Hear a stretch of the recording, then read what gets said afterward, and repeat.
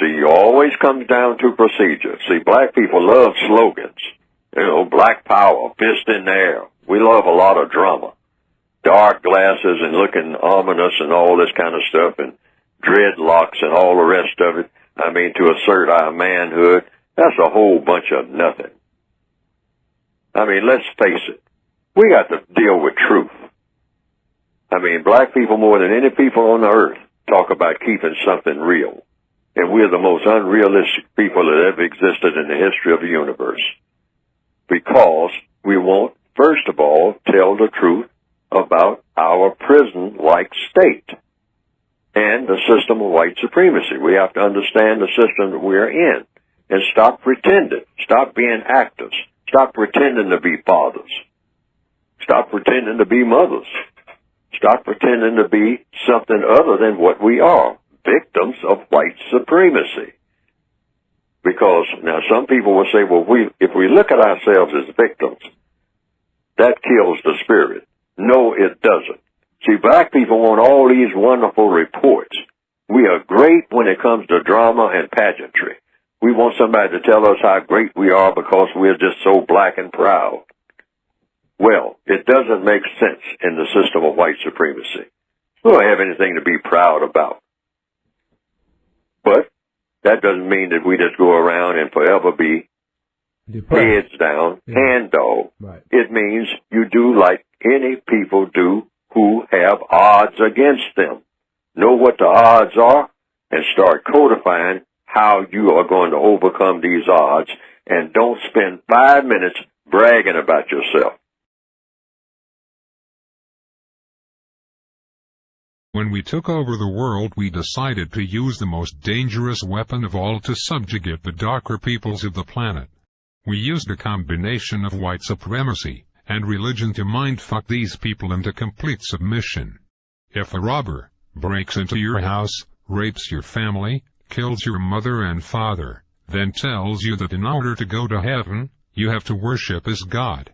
If someone did that to me, then said that to be born again, I had to worship as God, I'd kill the bastard right on the spot. But you black people seem to have no problem worshipping the God of your enemies. Even worse is the fact that for all the praying that you have done, it seems like the God of the white man is just as racist as we are. Anytime you start believing in the God of your enemy, it pretty much means you're a complete idiot and a pussy, who is too far gone to confront his adversary. That's what they have set up. That's what they have in mind. So you turn the people and non-white people under the system of white supremacy are supposed to be monsters and monstrosities. Now, what's a monster? Just like a zombie, like a Frankenstein. And a monstrosity, and because it's just two types of people, victims of racism, and that's monsters and monstrosities. The monsters are the people who are roaming the street looking for somebody to rob, looking for somebody to carjack, and all like that. That's when I've turned into a monster. All right, now the other option I have is to be a monstrosity. Now, monstrosity is what I am, Neely Fuller. I'm a monstrosity because the white supremacists don't allow you to be anything else under their system. Now, what's a monstrosity? A person who does things and it looks like what they're doing is making sense, but what they're doing is really supporting the system of racism, but doing it in a refined way. The monster is not doing it in a refined way. These are the people who are going to prison, filling up the prisons for gangbanging, for carjacking, for robbery, for home invasion, they call it, and all like that. Things like that. I mean, brute force, walking the street cursing people out, on the cell phone, I mean, just using every type of curse word that they ever heard. I mean, try to put it in that conversation. Try to squeeze it in there some kind of way. I mean, because, you're just, and letting everybody know that you're doing it by talking loud while you're doing it, walking down the street with a cell phone, and MF this, and the B word, and every kind of word that you ever heard in the English language in the Northwestern Hemisphere that you can crowd into that. The only thing black people value, really, because we've been trained, is what? Impressing other black people. That's as far collectively as our thoughts go. Truth be told, that's a painful truth. But we got to make a priority, replace the system of white supremacy with justice. That has to be the priority. We got to get out of what we call that whole thing about black culture, because black culture is about one thing. If we tell the truth, look at it. Just don't believe what I'm saying. Just look at what we actually do. Once we get just a few steps ahead, just like little children playing with toys in Toyland, we run around trying to impress each other. That's like slaves rattling their chains at the bottom of the ship, saying, my chains are shinier than yours, telling the other slave that.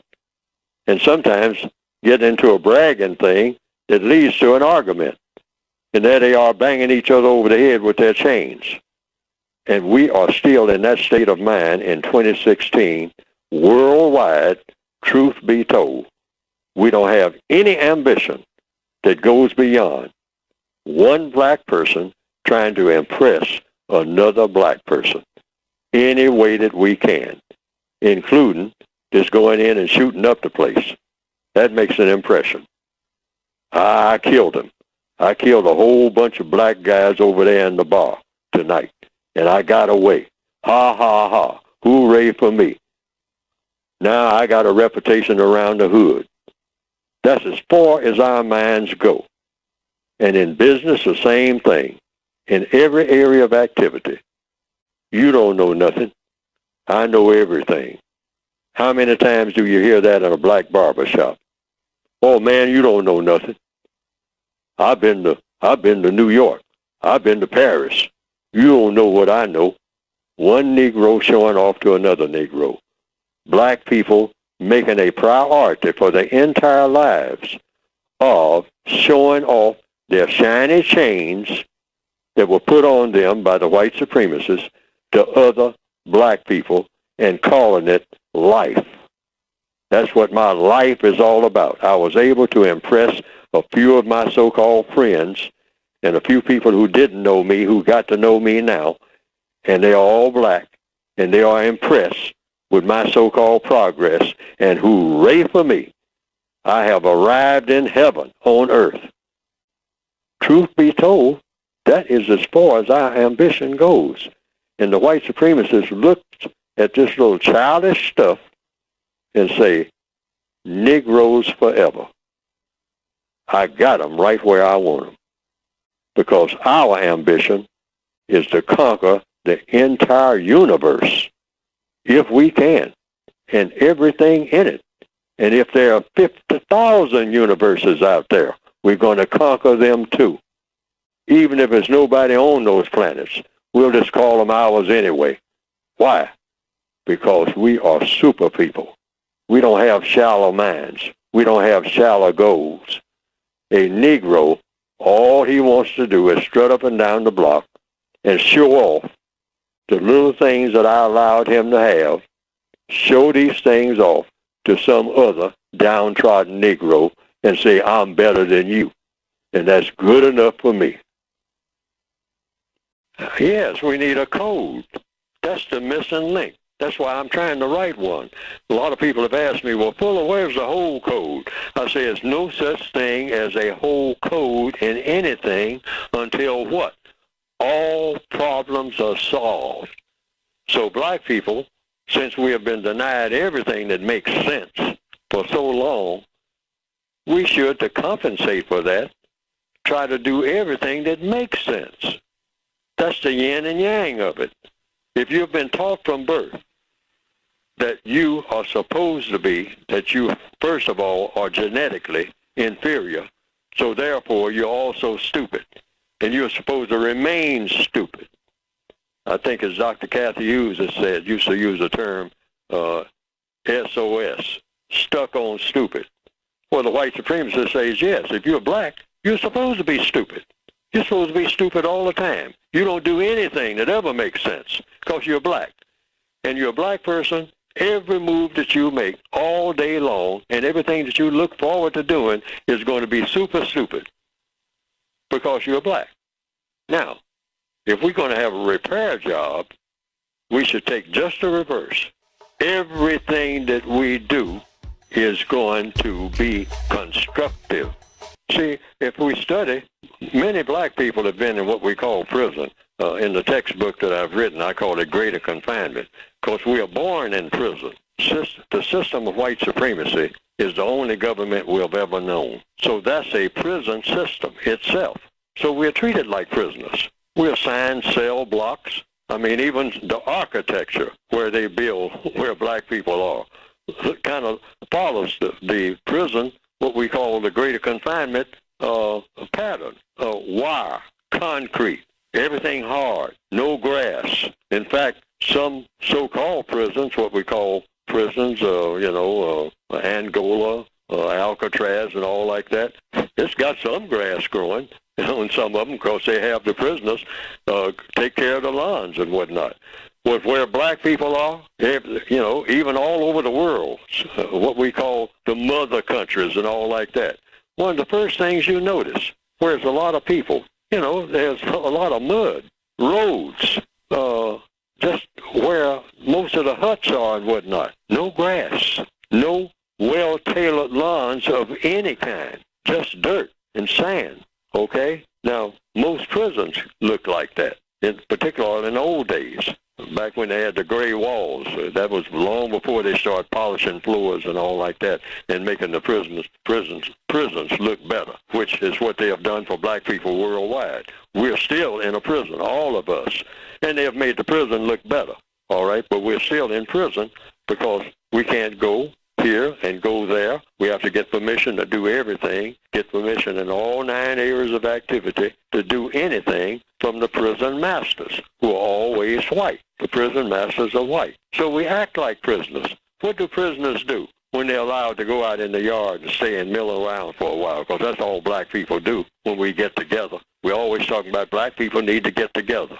What do we do when we get together? We mill around looking at each other, and then at a certain point, we don't like what we're looking at, meaning us. And then we do what? Find a reason to start an argument. That's what we do better than anything. Find a reason to start an argument.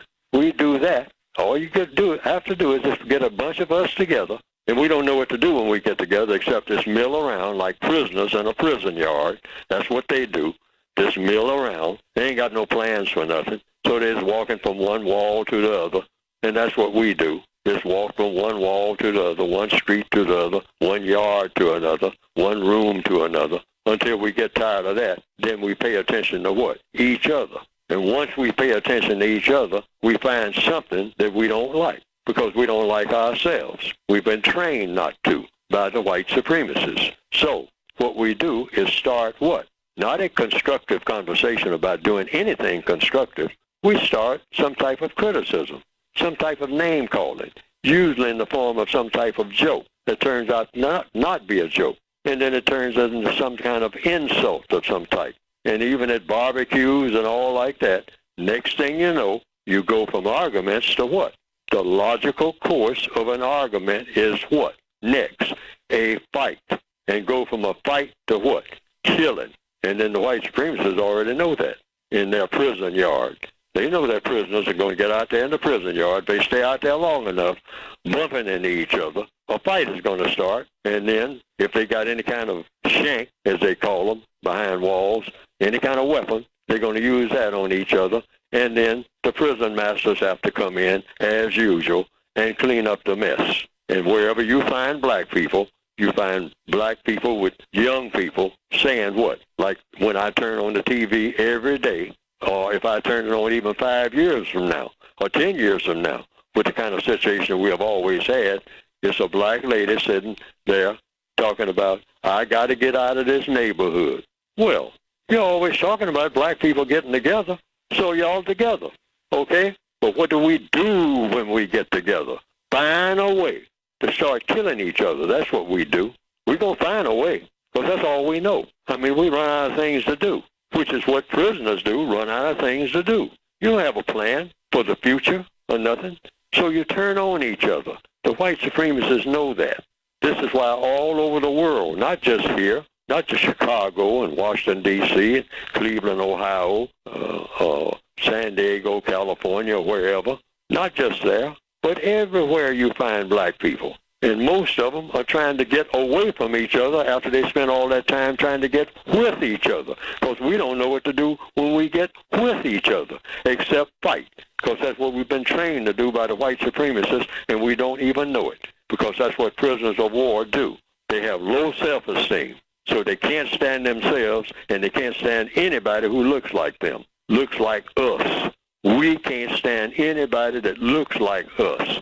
And we can't stand us when we look in the mirror, because we don't like nothing that we see, because we are not in charge of nothing. That's why, including ourselves.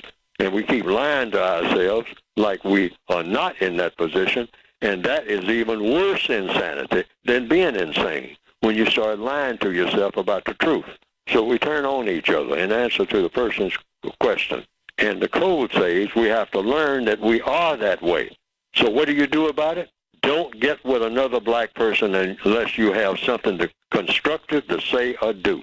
Now, if you don't remember anything else that's said in this program, because we've been talking about the problem all this time, almost for 2 hours, like we do every time. But I like to talk about the code says it's about problem solving. So how do you solve that problem? Black people are always turning on each other.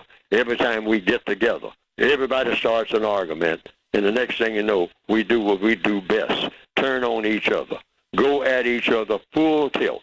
And then the white supremacists have to come in and clean up the shell casings all over the place, all right? And then we're pleading with them, please, master, get me out of here.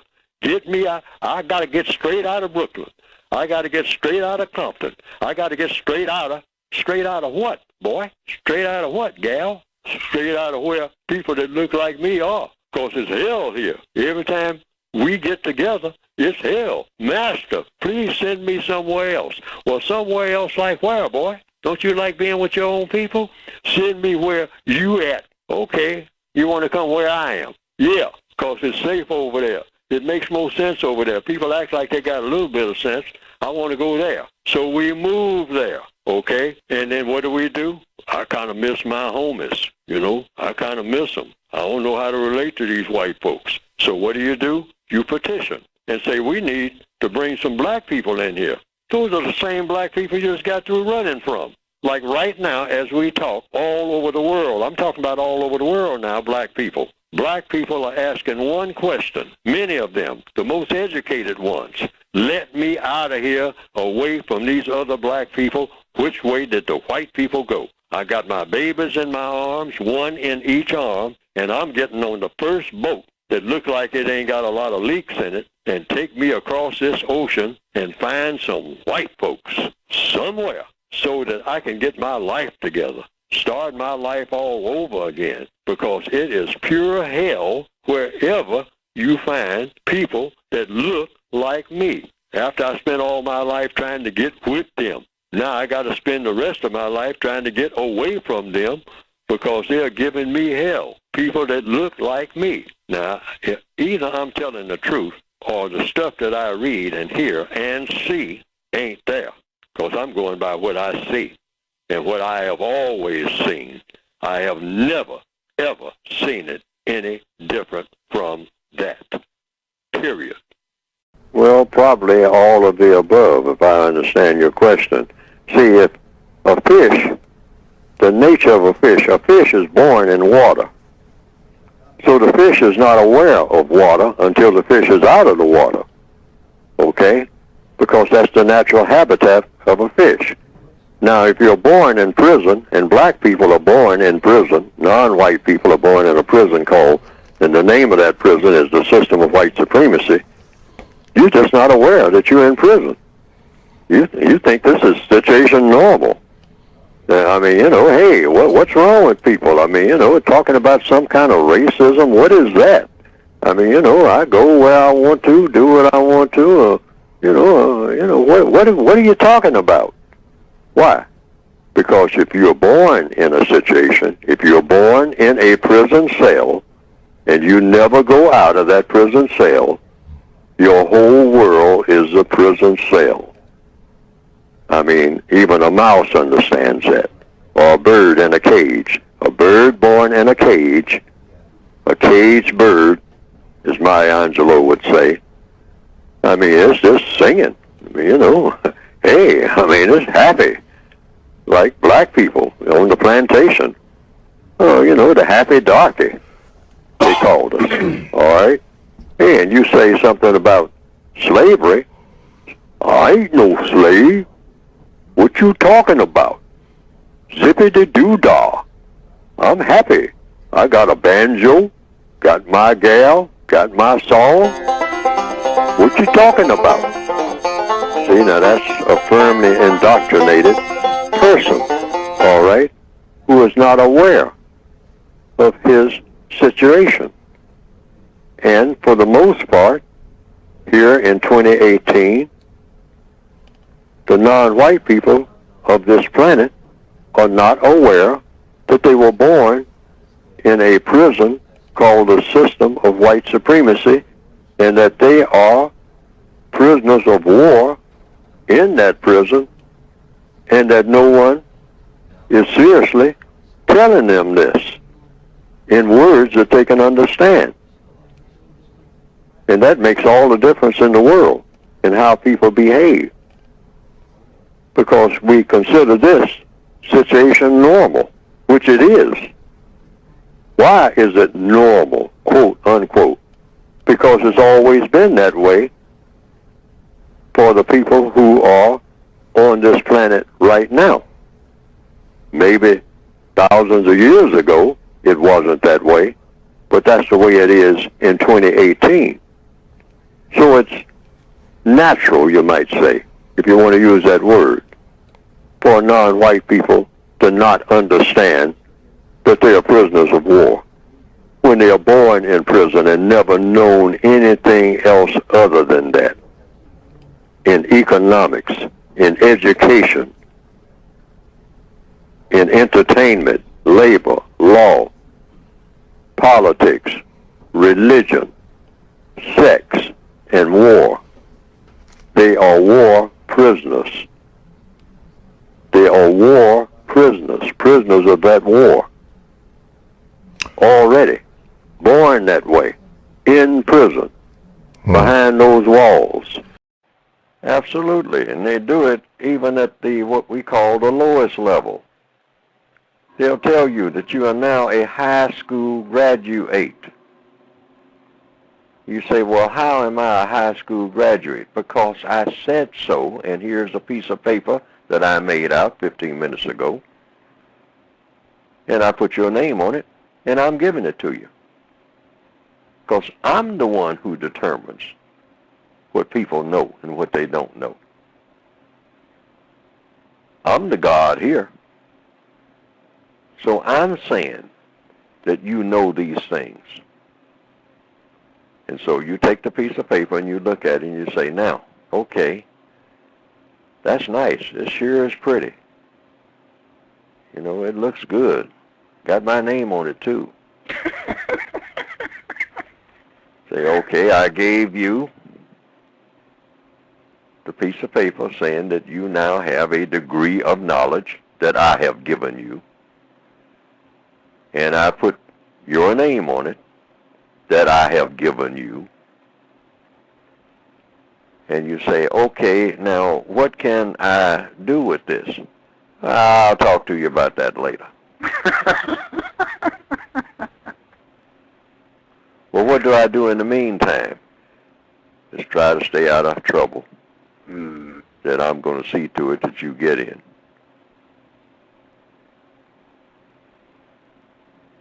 But you go over there to this building or that building and get in line, and we might have something for you. Depends on how I feel by the time you get there. By the time you get over there in my brother's place. Because you can't do nothing with that piece of paper except what we say that you will do with it. And you ought to know that by now, since we orchestrate everything that you do. So when black people start talking about, well, I mean, where did Neely Fuller get his degree in fighting racism? You tell them that he doesn't have one, and nobody else has either. All black people, the spokespersons, they're not leaders, they're spokespersons. They can ask, and then they can beg. They can go to the second thing. You can make a request, and when you ask twice, now you're begging. But we're all in position of being beggars because the world is a prison. And when you are a prisoner of war, you are a beggar if you're talking to the prison master. You're begging. You can't go off somewhere and say, well, if he doesn't want to do what I want done, I can do this. I can go back to my cell and I can do this and I can do that. You got to remember, you're in the master of the prison cell. So white supremacists sit back and say, well, hey, what we're doing is working fine because we are not confused. Our job is to dominate non-white people, everybody who's black, brown, red, yellow, beige, purple, orange, gold, whatnot. Everybody who is not white. As a white supremacist, it is my duty to dominate and mistreat them forever. That's the white supremacist agenda. That's what it is. And I am not confused about that, and nobody can confuse me about that, and I am some kind of efficient with it because I have accomplished that. I'm not trying to accomplish that. I have long, my forefathers before me accomplished that. We have this down to a scientific perfection. And we got these people so spaced out, they don't have any idea not only about who they are and what they are here for, they got no idea about nothing that I don't tell them. That's the white supremacist agenda. Yes. Because it's an agenda that works. You have to understand that the entire world is dominated by the white supremacists.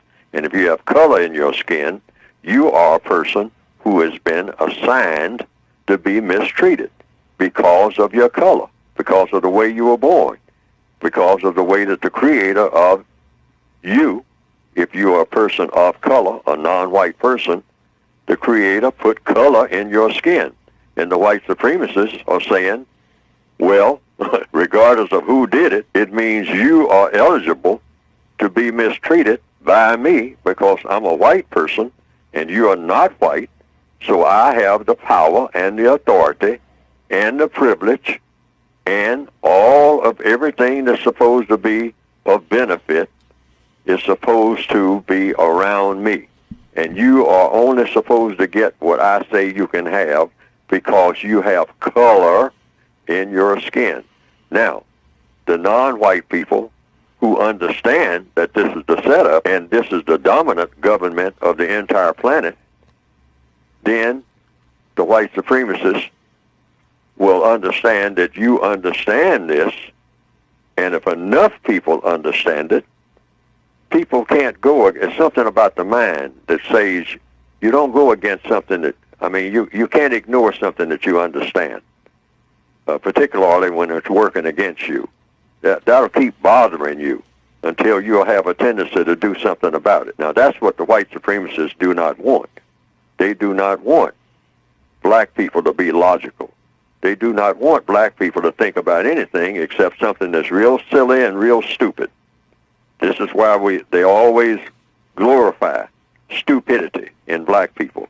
If a black person has a tendency to show stupidity or silliness, that black person, the white supremacists immediately will seize upon them and say, this person doesn't show any signs of being serious about anything. So these are the black people that we want to become more and more prominent. And we will feed into their silliness.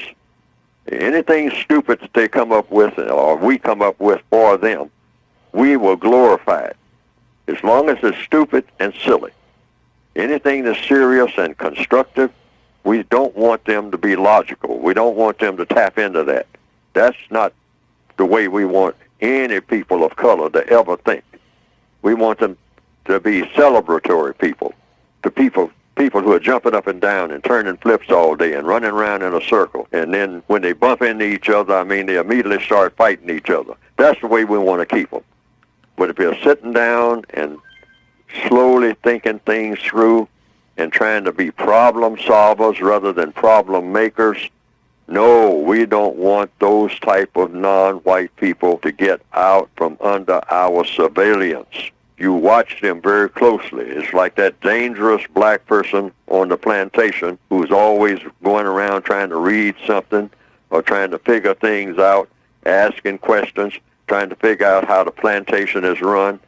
That is a dangerous Negro on this plantation.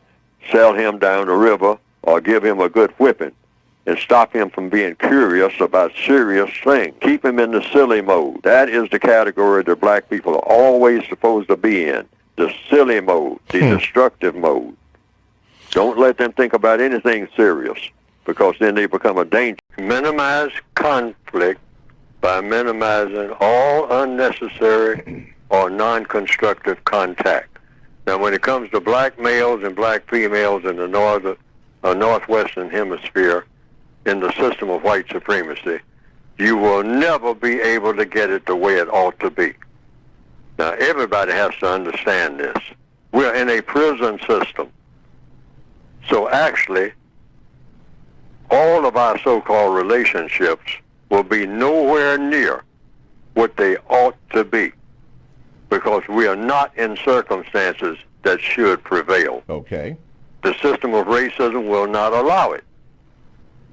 Now, a lot of people say, oh, that ain't true and all like that. Well, go ahead and do what you're going to do. But the system of racism will not allow it to be the way it should be.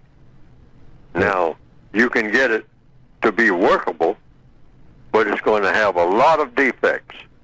All relationships between black males and black females are full of flaws, riddled with flaws. That's going to be permanent.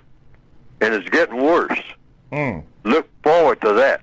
It's going to get worse. Why? Because the white supremacists have decided that they're going to set it up so it will get worse. Okay. So the black females and black males will not be able to get along with each other in harmony in the system of white supremacy. Okay. That's not going to happen. Not going to happen. That is not. And if for those who think that it can happen or that you can make it happen, you're faking it. Okay. There's a lot of things you just don't know. You're hiding from yourself. You're hiding the truth. Yes. Somebody is hiding the truth. Okay. You can guarantee that, because it's not set up to have the harmony that you want. The black females, their minds are set to go one way, and the black mind, male mind, is set to go another way. Set by whom? By racist man and racist woman. But we're not even aware of that. And we're not on the same page. And we're not going to be on the same page as long as we're in the prison system called the system of white supremacy. That's a guarantee. Guarantee. You're going to have these conflicts. Okay. All right? And you can make it work somewhat, have it workable, that's all. Nowhere near what it ought to be. Okay. But you can have some type of relationship, but you got to understand it's going to be loaded with poison. Yes. Loaded with poison. All of our relationships are going to be loaded with poison. Yes, sir. Because the white supremacists have made us loaded with poison.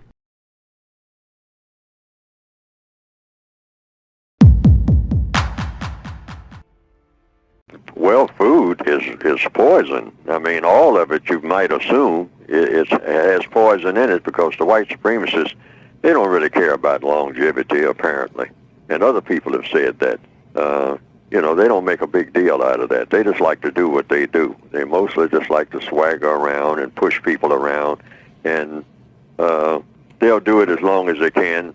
And, they're mostly bored with everything that has to do with anything else, because that's just the way the white supremacists think. They just like to kick people around. I mean, it's for fun, for glory, and material gain. And they'll do it as long as they can and try to come up with new ways of doing it, because they get bored with doing it the same old way.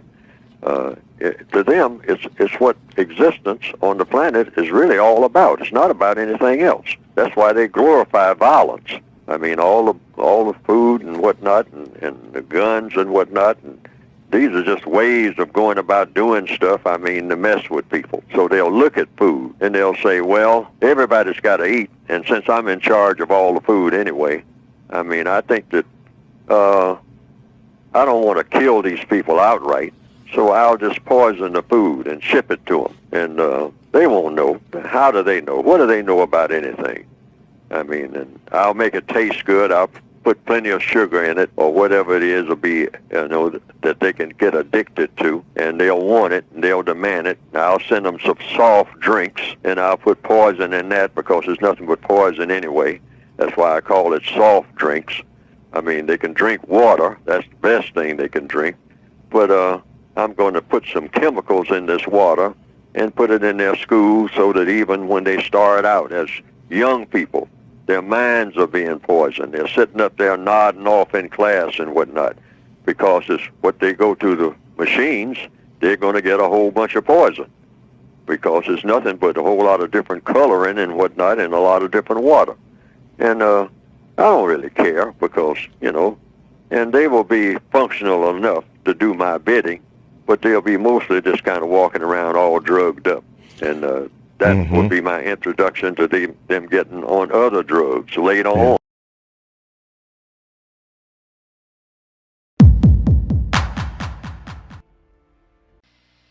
Yes, some white person took a look around at some point, presumably some white person, and say, you know what?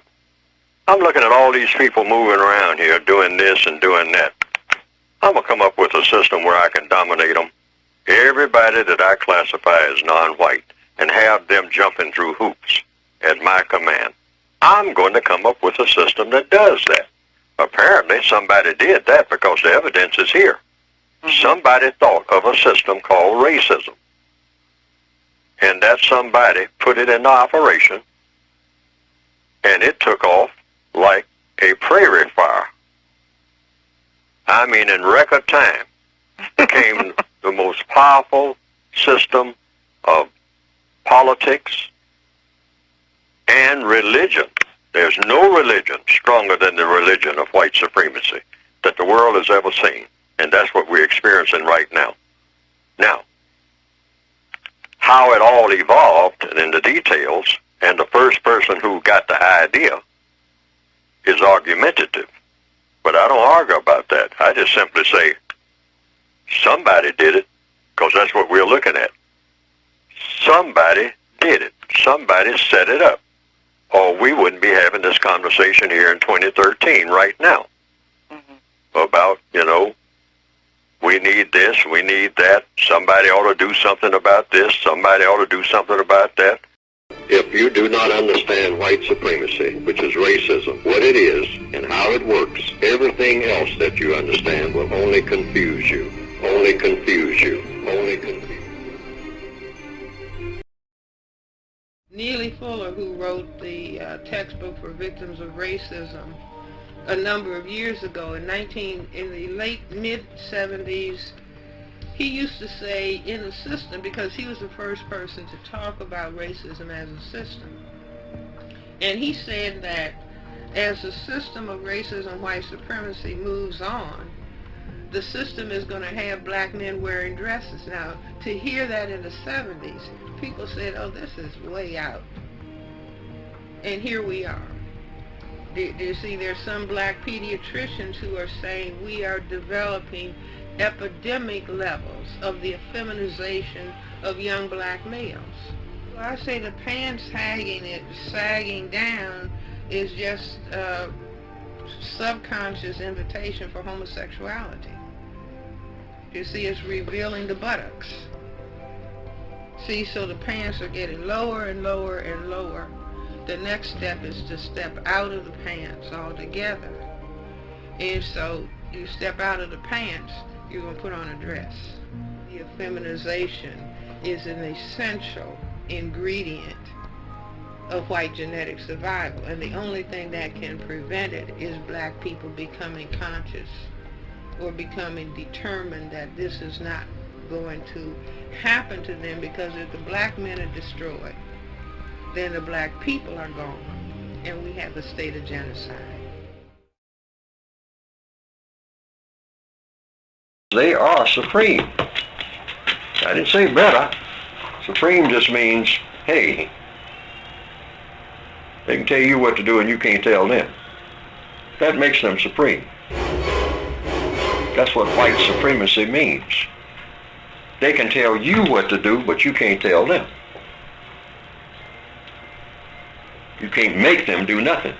And they'll challenge you if they, of course we usually don't challenge them. We'll stand there when we're mad and say we demand, but that's not really what we mean. We really mean we're asking in a loud voice, because we can't demand nothing. Because see, when it comes right down to it, when they back up and say, okay, you say you're demanding, you're going to make me do what you want me to do? All right, do it. Say, come on now. Say, now you do this among your own people, you get away with it, but you're dealing with a master now. Make me. All this stuff you're talking about that you got to have, make me. You're intelligent. You said that you are. You said your people are this and that, and you come from a long line of this. Make me. None of us have proven that we can meet that yet. None of us. In all these years, some of us can talk pretty loud, and we can do a job on each other like you wouldn't believe. But when Master Man says, make me, we melt. And the evidence shows it. Now, is that supposed to make us feel real bad and crawl under a rock and all like that? No, that's what makes you strong. Why? According to logic. To admit that you're a prisoner of war is strength, if that's what you are. That's the first step toward not being a prisoner. Realize that you are one. But see, black males in particular, we like to flex our muscles. Boy, do we ever like to act like we are really men. And we will slaughter each other on 8th Street out there any day in the week to prove it. We ain't nowhere close. Because when the real man comes around, we melt. You see us running across parking lots and hiding under cars. When if we were real men, we'd meet him halfway. We'd say, where is he? You ain't saying nothing but the word. Where is he? Point to which way he's coming from. All right? No.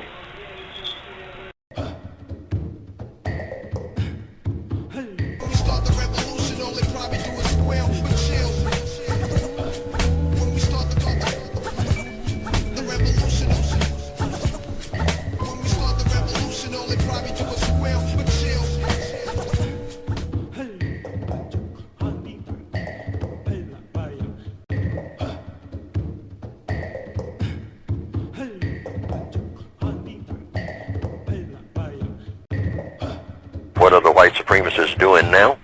They're doing 4 basic things: racial showcasing, racial population tailoring, racial dislocation, and white sacrificing. And these 4 things are designed to produce maximum sophisticated confusion among the victims, and so far has been somewhat successful worldwide. Now I'll start with the first one. What is racial showcasing? That means taking huge numbers of black people and putting them out front. There's going to be more of this all over the planet. Many millions of black people that you will see who will be rolling in money. They'll be able to showcase the places where they live. They'll be able to showcase their knowledge and expertise.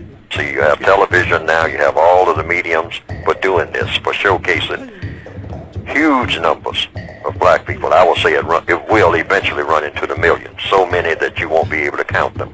Now, what is this for? This is for any black person that starts talking about racism in the future is going to be laughed at. because they're going to be able to showcase so many black people who are what you call quote-unquote successful, that it will seem that racism has been put out of business. But white supremacy is a world business, and like any other business, it works on profits and losses, which means percentages. You go into business, you expect a certain amount of loss. If you're in the grocery business, well, you might have a load of asparagus that is spoiled. But overall, you will make more profits than you have losses if you're going to stay in the business. Now, so the white supremacists know that the cost of doing the business of white supremacy is going up. They can no longer get away with Joe Louis and Lena Horne like they did years ago. They have to have many, many, many more black people who are going to be showcased. I made up this term just to explain it. You have to make up terms because they won't make them up for you. So now that's the first phase, or one of the first elements in the maximum confusion. And so that black people won't be able to say, they'll say, well, you know, it must be something wrong with me that I'm down and out and don't have a biscuit to eat, because there are so many millions of black people who have so much, so it can't be race. But see, for the 4 or 5 million black people who will be showcased, there will be hundreds of millions worldwide who won't have a biscuit. That's the way the business operates in the future and will be. That's the way it seems to be going according to what? The evidence, according to the logic. The other is racial population tailoring. That's number 2, meaning they're going to be killing huge numbers, either directly or indirectly, of non-white people. When I say black people, I mean, you know, non-white. Anybody who's in the non-white category, and doing this on an ongoing basis.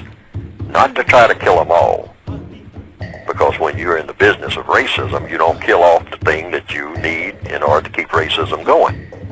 Your ego trip, which is what it's really all about. But you do tailor the population so you can keep them controlled. So you'll kill off a few million in the Congo, then a few years up the road, you'll kill off a few million in Nigeria, and a few years up the road, you'll kill off a few in Mexico, and on and on and on. And you will highly select the places where you do this. You'll have it all computerized, where you kill off huge numbers, or you have them, even better still, kill off each other, like you do in most of the cities in the northwestern part of the world, called the northwestern hemisphere. Having black people gun down each other, you know, non-white people, the brown people gunning down each other, gangs and all that other foolishness, see? And you kill them off, you know, and you just keep this going and you egg it on. And you put things in place that will see to it that it just keeps going that way. It never stops, because that's the mentality of the people. And this is racial population tailoring. In other places where the people are reasonably sane, they don't have a tendency to kill off each other. Then you do things like dry up the water, or poison the rivers, dump toxic waste.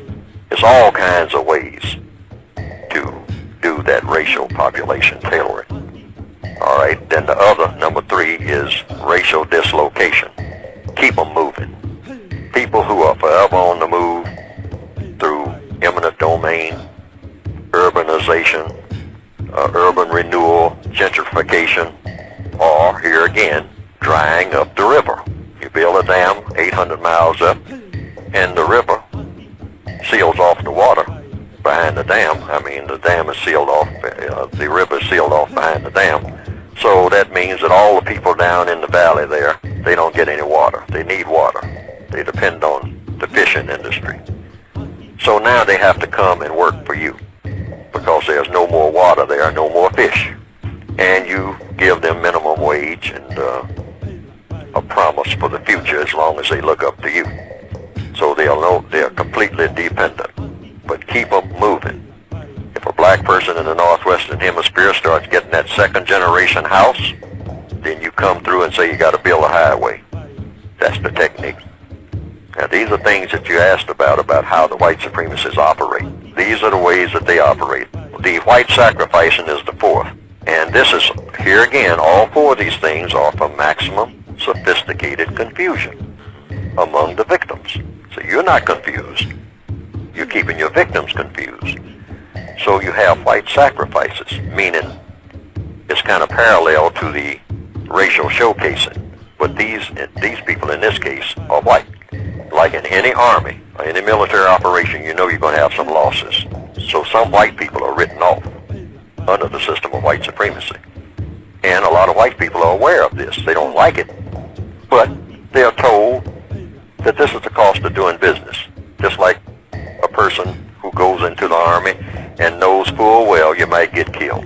But it goes with the territory of trying to defend your bigger operation. So white sacrifices mean you'll have more and more white people on park benches, more and more white people begging on streets. They will be greatly visible. But what you won't pay attention to, because black people never pay much attention to what white people are doing, we just watch each other. See, they know that.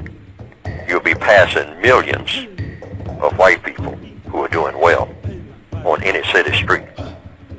And for the handful of white people who have fallen through the cracks, you might say, sitting in front of the subways or begging in front of these the delicatessen, for the handful that you see doing that, up under the bridge and all like that, it will give the illusion that it's not about race, that white supremacy is officially out of business. So there will be more of these white sacrifices, and they will be greatly visible. But compared to the number of white people who will be prospering, it will be very negligible worldwide. Now those are the four maximum sophisticated confusion elements.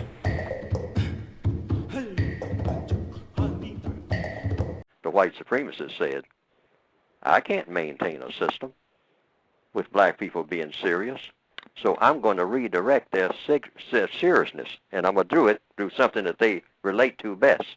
I'm going to do it through a medium that they can relate to, and that is entertainment.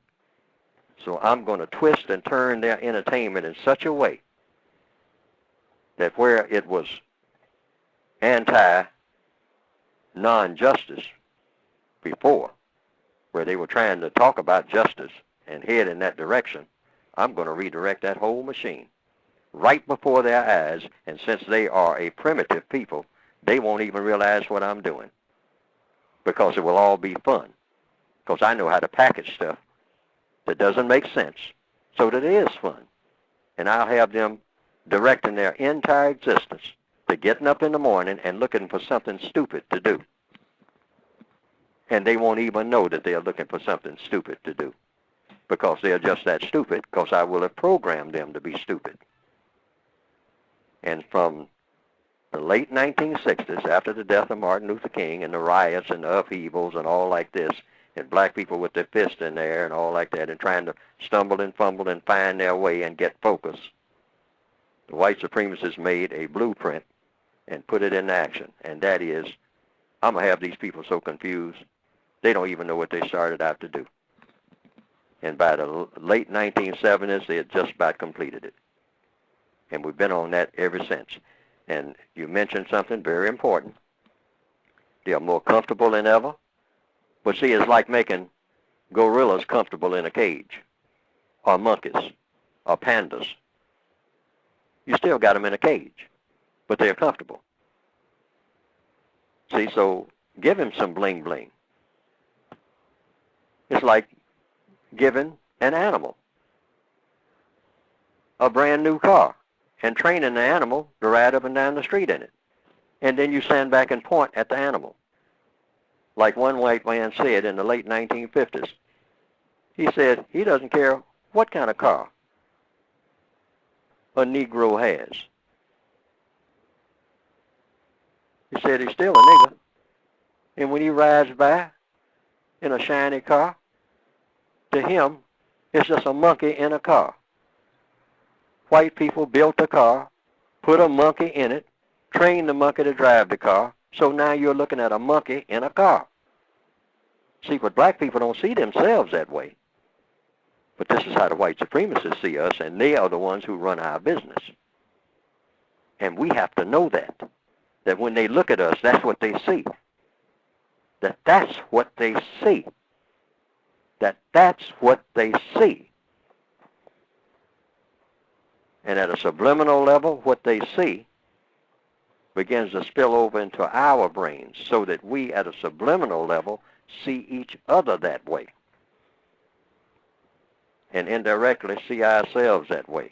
And that's why here it is in the year 2008, we have no problem slaughtering each other and think it's fun. You can hear the 9mm popping in the night even as we speak. That's black people out there having fun, because that's what we're doing. F-U-N, that's what that comes under. That's entertainment. Killing each other. That's fun. That's almost the definition of black fun. If we're not doing that, we're not really having fun. If we're not doing harm to each other, saying something derogatory, and really, the crown and jewel, killing another black person, we're not really living. And we don't even know that that's our culture. And the white supremacists have very carefully engineered it. Now, this is very important to know in order to solve our problems. Because you say, well, now, knowing that, Fuller, what's the solution? One is very simple. Black people shouldn't even be in contact with each other unless they're talking about something constructive. That means the cell phone should be dead silent most of the time. Because you listen to the average black conversation in this area of the world on a cell phone, and what do you hear? You don't hear anything that's necessary to be said. Now, some people have said they've seen some cartoons of my work on the internet that have been presented, and that it pretty well embellishes what I have been trying to say in my textbooks. And to the extent that it does that, well, that has been, from what I understand, some people reported to me, a plus. Because they didn't understand what I had written very well, but when they saw those cartoons that just repeated what I was saying and attaching my name to it, and came right out of the book, the material did, they say that they better understood it. And I can understand that because people are kind of visual, particularly in the year 2021 now, more visual than ever. On every job situation for a non-white person in the system of white supremacy, when you speak sparingly. You don't say any more than is absolutely necessary to be said in order to accomplish whatever it is you're trying to accomplish in the best manner. And the best way to always speak, if you can frame whatever you say, because it comes down to how you're speaking most of the time. Whatever you say, try to put it in the form of a question rather than statements. Statements sometimes are resisted, particularly coming from a black person among white people. You start making statements immediately. Many white people, not all, but many, will look at you as to say, wait a minute, are you fixing to tell me something? What do you know to tell me? What do you know to tell me? I'm a white person, and you're black. Do you know anything to tell me that's worth listening to? Now, many white people have been taught to think that way. So you have to recognize that as a fact. That goes with the system of white supremacy. You are a black person in a system of white supremacy trying to tell a white person about what the real deal is about anything, when everything that you have ever learned, Negro, that's worth knowing, came from somebody white. That's the way many white people look at a black person. In other words, they're saying in so many words when they look at you, what are you talking to me for? Trying to teach me anything. You don't know enough to teach me anything, because I get to the people who taught you. The people who taught you taught me before they taught you, boy, girl. See, that is in the mind of many a white person throughout this planet. You have to know that, not guess about it. You have to know that and believe it, because it's true. It's true. That's what white supremacy does. They get constructive information before you even hear about it. But anything that's a bunch of nonsense, you'll get a ton of that, because they want black people's heads to be full of nothing but foolishness. So they'll help you with anything that's absolutely stupid.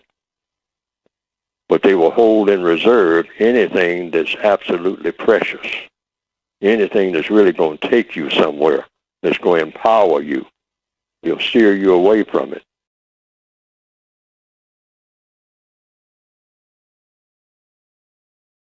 You can't be in a poisonous system, and the government of the world is the system of white supremacy. That's the only real government of the entire planet called Earth. And it's a system that's designed to mistreat people through deception and through direct violence. Now, deception, which causes confusion, is indirect violence. Anytime somebody's trying to fool you in order to harm you, I mean, it's not like playing little child games or something like that, but they're fooling you with the intention of doing harm to you, where you're going to lose something, including maybe your entire existence.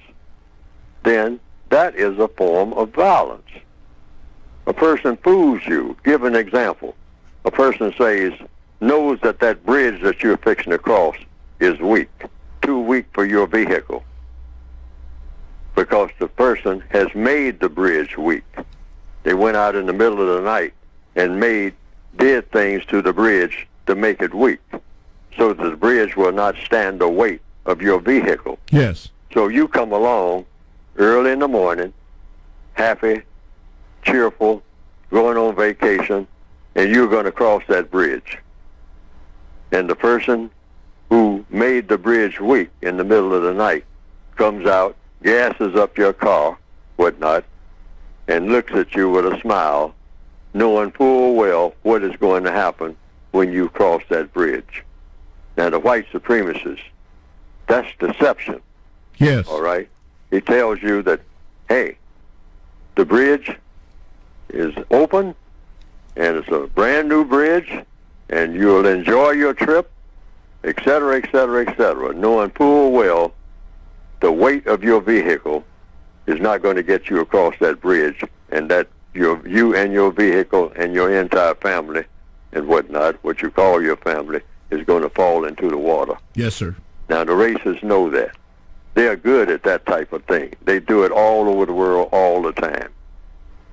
Set you up for failure in all areas of activity. So that's just one. Okay? So you go waving, smiling, driving across the bridge. And the white supremacist and his white supremacist associates, they look at each other and wink and say, watch this. And the bridge falls and you perish. And that's what they call fun. Yes. That's the white supremacist mentality. Mm-hmm. I mean, they will help set you up. I mean, you know, on the surface, it looks like they're doing you great favors. Yeah. They're great at that. Yeah. Oh, yes. And that's in every area of activity. Yes. Yes. I mean, in economics, they do the same thing. In economics, set you up. And you think that you're going to be sailing, you know. Mm-hmm. You're going on, you know, hey, this is going to... Oh, but see, you don't see what's coming around the corner. Mm-hmm. Mm-hmm. All right? Mm-hmm. In education, same thing. We are educating you people. Come into our schools, and we're going to teach you this and teach you that. All right? You got to be able to you should go, because you don't have any options anyway. All right? Because they are going to teach you a lot of things that are very useful. But along with that, they're going to do what? That's where the poison comes in. That's where the poison comes in. See, when they're teaching you something, mm-hmm. they're going to put a little bit of poison in it. In economics, when they're giving you something, a stack of money, somewhere in that, they got some cyanide or something between the stacks. Yes. All right? It's poison in everything that they approach you with. Economics, education, entertainment. Oh, you want to be a black entertainer. Oh, okay. You come on in. They dress you up, and they just say, how much money do you want?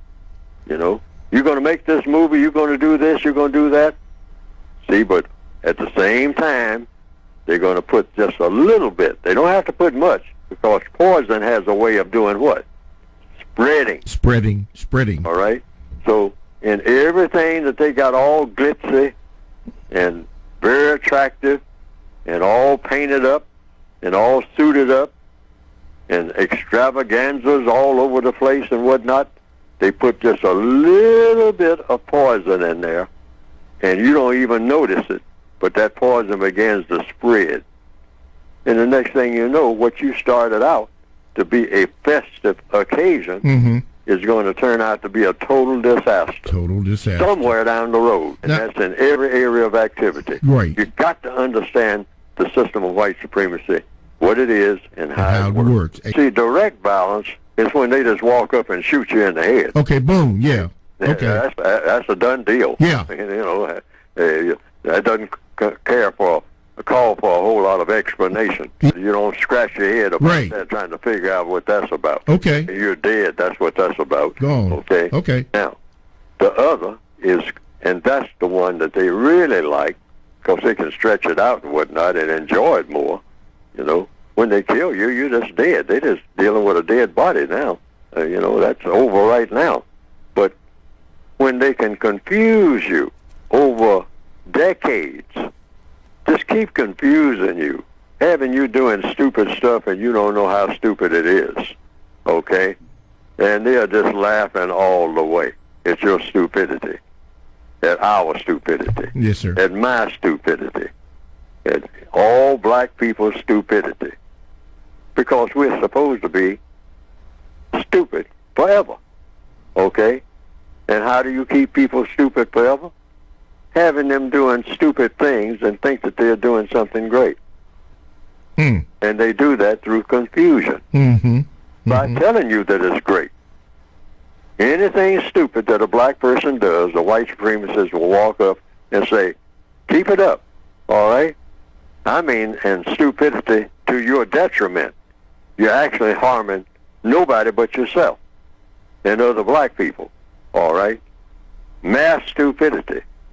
So they'll help you do that in all areas of activity: economics, education, entertainment, labor, law, politics, religion, sex, and war. Anything that they see a black person has a talent for doing or has a proclivity, you know, a desire to do. Yes, sir. You know, they'll look at it and they'll help you do it as long as they can figure out a way to make it non-constructive. All right, that's the thing to watch for. It's what you're doing. Is it constructive or is it non-constructive? And you should ask yourself, if it's constructive, how is it constructive? What does it actually produce that has a constructive effect? Stay in that question mode and ask yourself these questions as you go along doing whatever it is you're doing. Is this constructive? And if it is constructive, how is it constructive? Yes, sir. Yes, sir. All right? You should ask yourself that question all day long, every day, regardless of what you're doing. Ask yourself, this thing that I'm doing, is it constructive? Or is it non-constructive? Because there's no such thing as in between. Every move that every creature makes, birds, bees, people, alligators, is going to have a constructive effect or a non-constructive effect on something or somebody. The white supremacists, because it's not just the white people who are not white supremacists do not have any power. They have already proven that.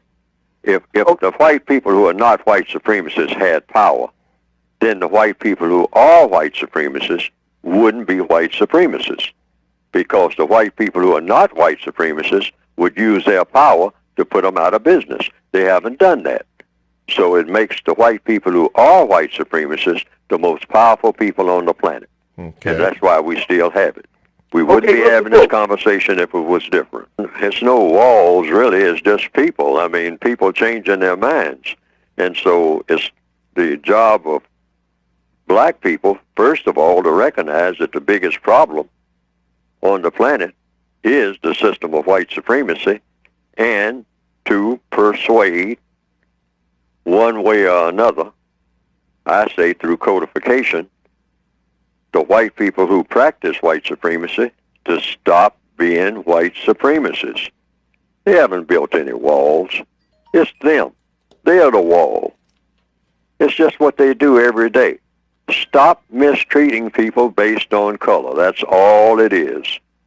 All white supremacy is just a white person talking to another white person and saying, look at that person over there. And the other white person takes a look and say, yes, I see that person over there. Say, does that person have color in his or her skin? Yes, that person has color in his or her skin. Well, now, we have an agreement that when we look at a person who has color in his or her skin, that person is eligible to be dominated and mistreated by the two of us. Is that agreed upon? And the other white person says, yes, agreed upon. Let's shake hands and let's proceed to go toward that person of color and proceed to dominate and mistreat that person of color. Why? Because we have decided to do so. Now, just like they decided to do so, they can undecide to do so. Decide to do something else, like replace this system as they're set up with justice.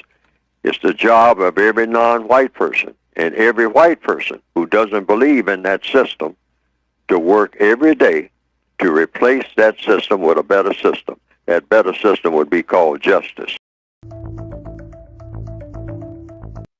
So it means each and every white person that you talk to, their priority has to be, look, let's wrap up this whole thing about racism once and for all, and let's do it in the next 15 minutes.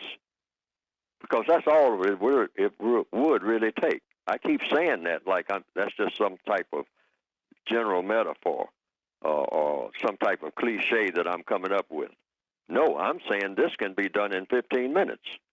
If we would just get to the core of having everybody say how they feel about everything as far as what they are going to do, not just how they feel. We have been there. Everybody has expressed how they feel. You know, well, I feel that black people, are just not meeting their responsibilities. Well, see, everything is about questions and answers. So when somebody makes a statement like that, well, you black people are not living up to your responsibilities, then you have a question on the board. Okay, wait a minute. Hold it right there. We're not meeting our responsibilities. The question is, what is our responsibility? Well, you should pay more attention to how you raise your children. By doing what? Well, try to raise them in the right way. Right way by doing what? See, you haven't got to the doing part yet. Well, show them to be good citizens and whatnot. You're using cliches, sir. Good citizens by doing what? See, it always comes down to that one word made of two letters, do. Well, teach them not to rob and steal from the delicatessen down there on the corner drugstore and put that man out of business, even though he's black too, or he's Arab and you don't like him and all like that. Teach them not to be more responsible and don't go down there and do that. And teach them to get a job rather than rob and steal and whatnot. Get a job doing what? Well, go to school and get an education so you can qualify to get a job. Go to what school and get what education? Where? And where is the finance coming from to go to the school, sir? Are you going to put the finance up? Everything comes from you. You're doing all this talking. Everything comes from you. We are your children. Illegitimate children, of course. But when you say raise your children, we are your children. You took us over. That makes us childlike, boys and girls, which is what you call us. See, this is the way we should be talking at a table. See, it always comes back to the white supremacists because that's what supreme means. Every complaint that the white supremacists make about black people, you say, whatever you're complaining about, me, comes from you. I am your product. You're complaining about what you have produced, sir. You say that, I'm stupid. I'm ignorant. I don't know how to do anything constructive. Well, who has been my teacher other than you? Well, I try to teach you, but you people are just inferior. Now we're getting to it. Oh, I'm inferior, meaning what? Meaning no matter how I try to teach you or what I try to do with you people, you're just born inferior. I mean, it's just that way. For some reason, you just can't learn. You don't know how to do anything. Everything that you touch turns to a great big mess. If I'm not around here to hold your hand and walk you through everything just turns to nothing. Oh, in other words, I'm completely incapable of ever doing anything constructive. Boy, you got it. You got it. And I just tolerate you because I'm here on the planet with you. And I try to be compassionate, but I really can't do anything with you people because you are inferior by nature. You just can't do it. You can't cut it. Your mind doesn't work that way. All you're good for is just getting in the way of messing up everything that anybody else tries to accomplish. That's all you're good for. All right. That's your conclusion, sir? Yes, that's my conclusion. Okay. Now we're still stuck with that one thing, aren't we? Well, what's that? The doing part. What do you do with people who are absolutely inferior? Now, let's wrap this up in about 5 minutes now, because we're getting toward the end, sir. Emotions do exist. Emotions, that's, you might say, the gasoline in the engine. All right? That's what emotions are. You have to have emotions. But gasoline separated from the engine gets you what? Nothing. As long as the gas is in the tank or in that pump over there at the filling station and is not connected with your engine in any way, you'll just have a gas pump that's full of gas. It'll be excellent gas, and it serves a purpose. Gasoline serves a purpose, serves a lot of purposes.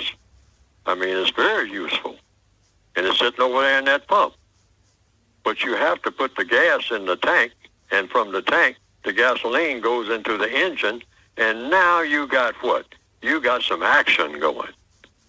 But if that gas pump is in that filling station, and your car is parked right next to that gas pump, and there's no connection between your car, engine, and the gas pump, I'm talking about logic now.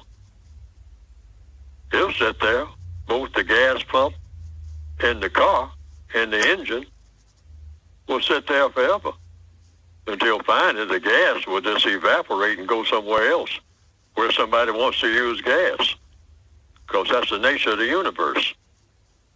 You know, there's an old saying, if you don't use it, you'll lose it. That's whatever it is. That's why you got to keep your body moving. Because if your body just sits still all the time, pretty soon it'll get to the place where it can't move. Because that's the kind of signals your body is getting. Your body receives signals. So when you send your body that kind of signal, don't move, and you just sit there in one spot, you'll get to the place where when you send a signal to your body, your mind sends a signal, say, okay, we're ready to get up now. You ain't going to be able to get up. Now, they have found that out. From what? From experience. Okay? We learn from things. Okay? That's what logic is.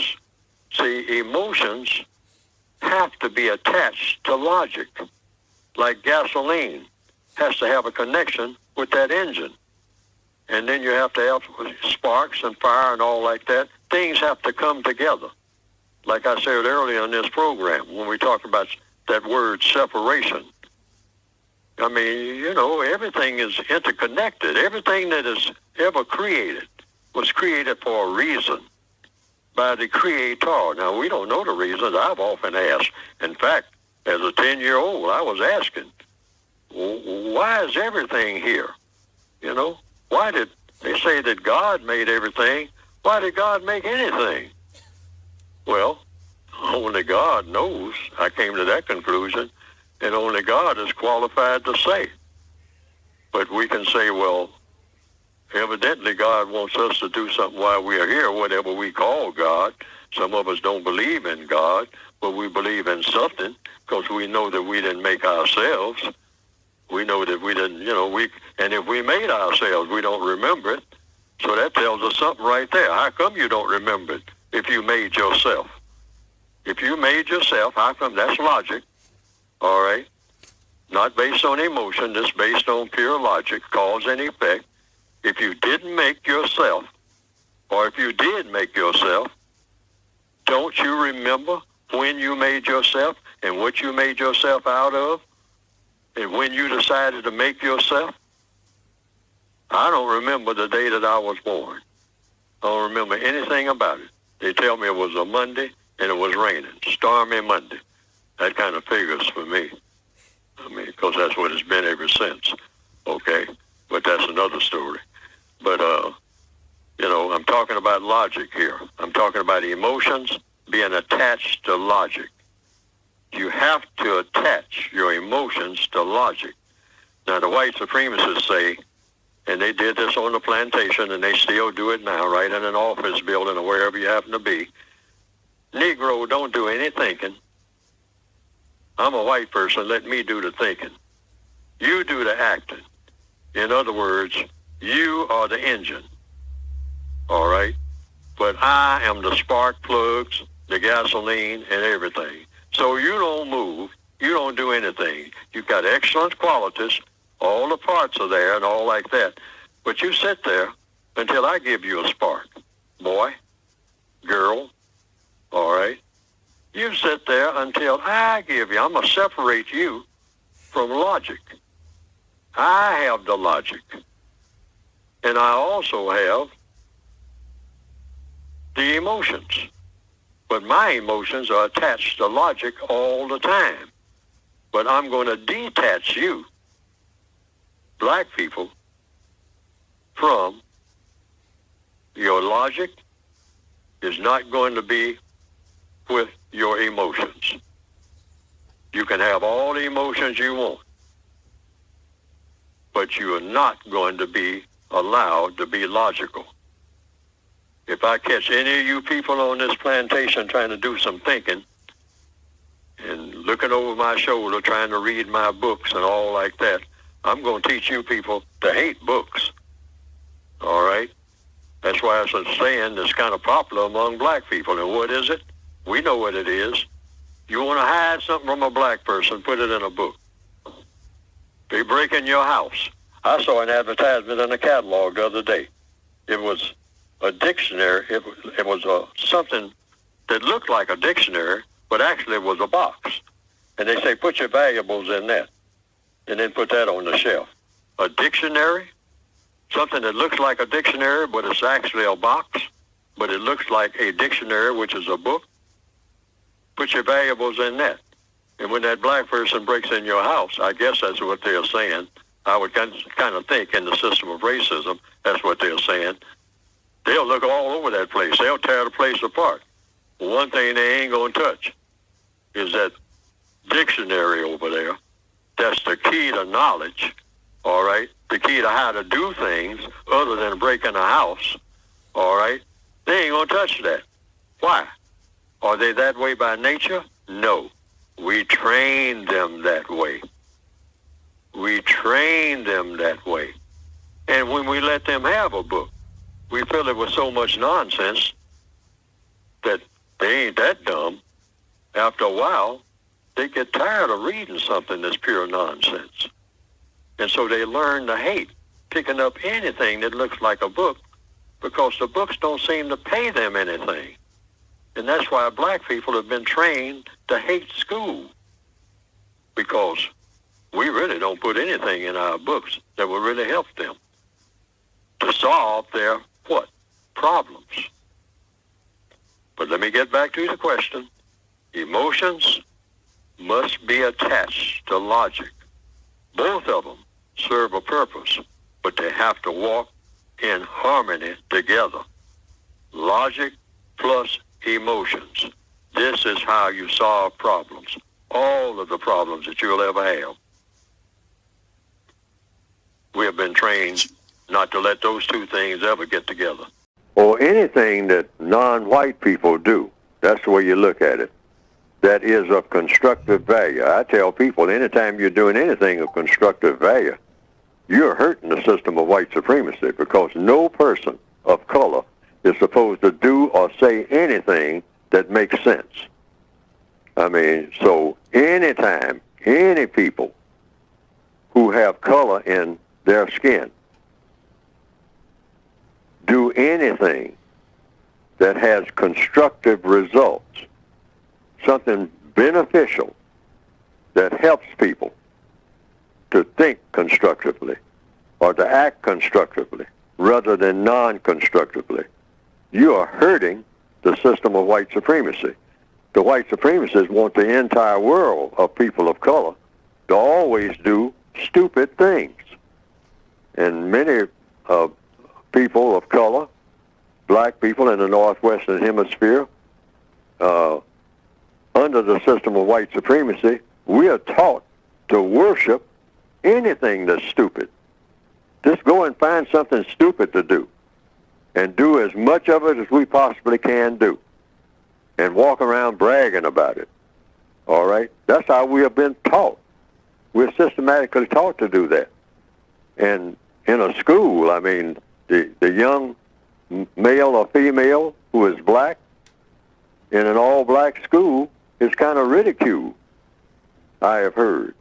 Because I have certainly witnessed it, and not as much as in the old days when I was coming up. People were more constructive than I understand that they are now. Yes. That in a lot of the schools, you can't learn anything of constructive value, because the person who is trying to learn something and do something of constructive value is ridiculed, and by the other students who want to do something that doesn't make sense at all. Now, they didn't get that naturally.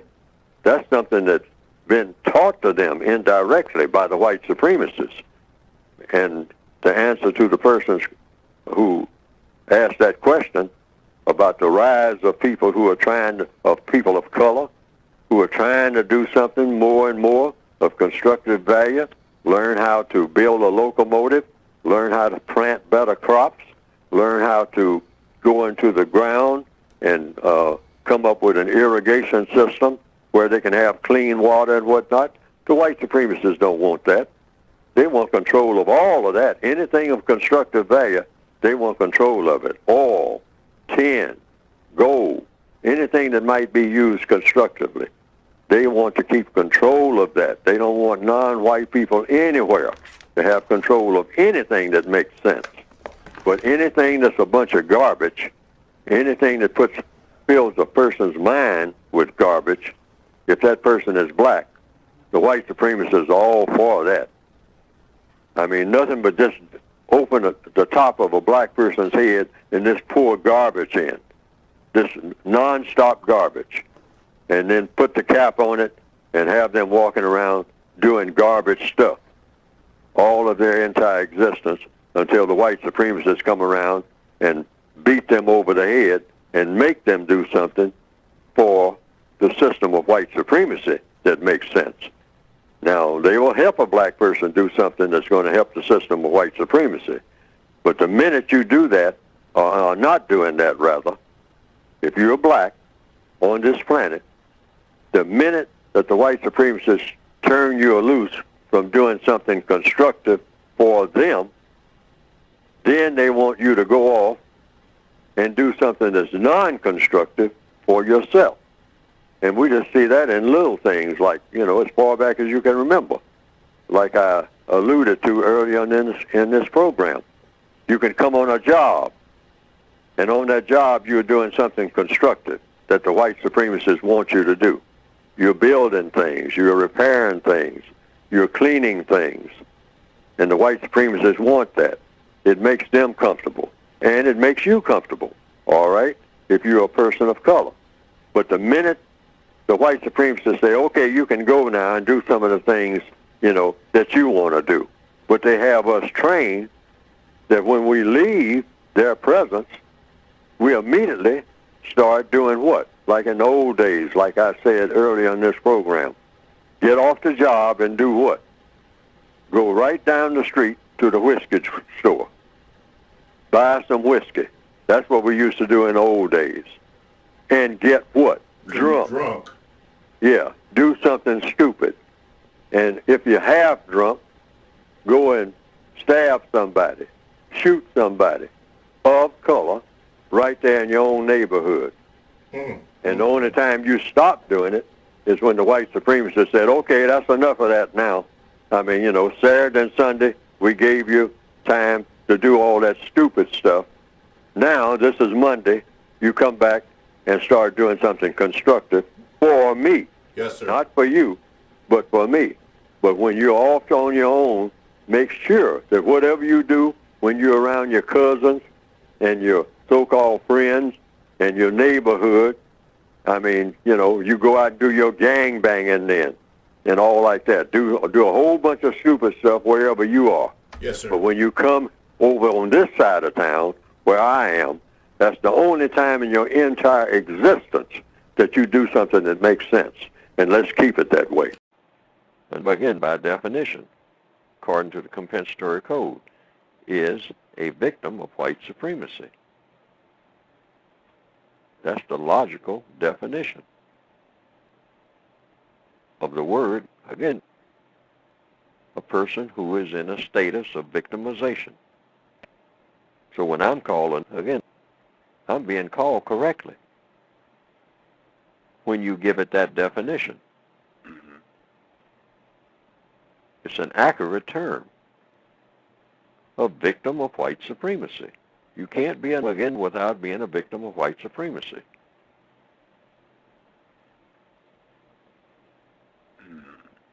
That's the only logical definition. The term itself doesn't have a definition. But if you give it one, that would be the logical definition. Being black does not make you, again, you have to be black and a victim of white supremacy. That qualifies you for, again, hood.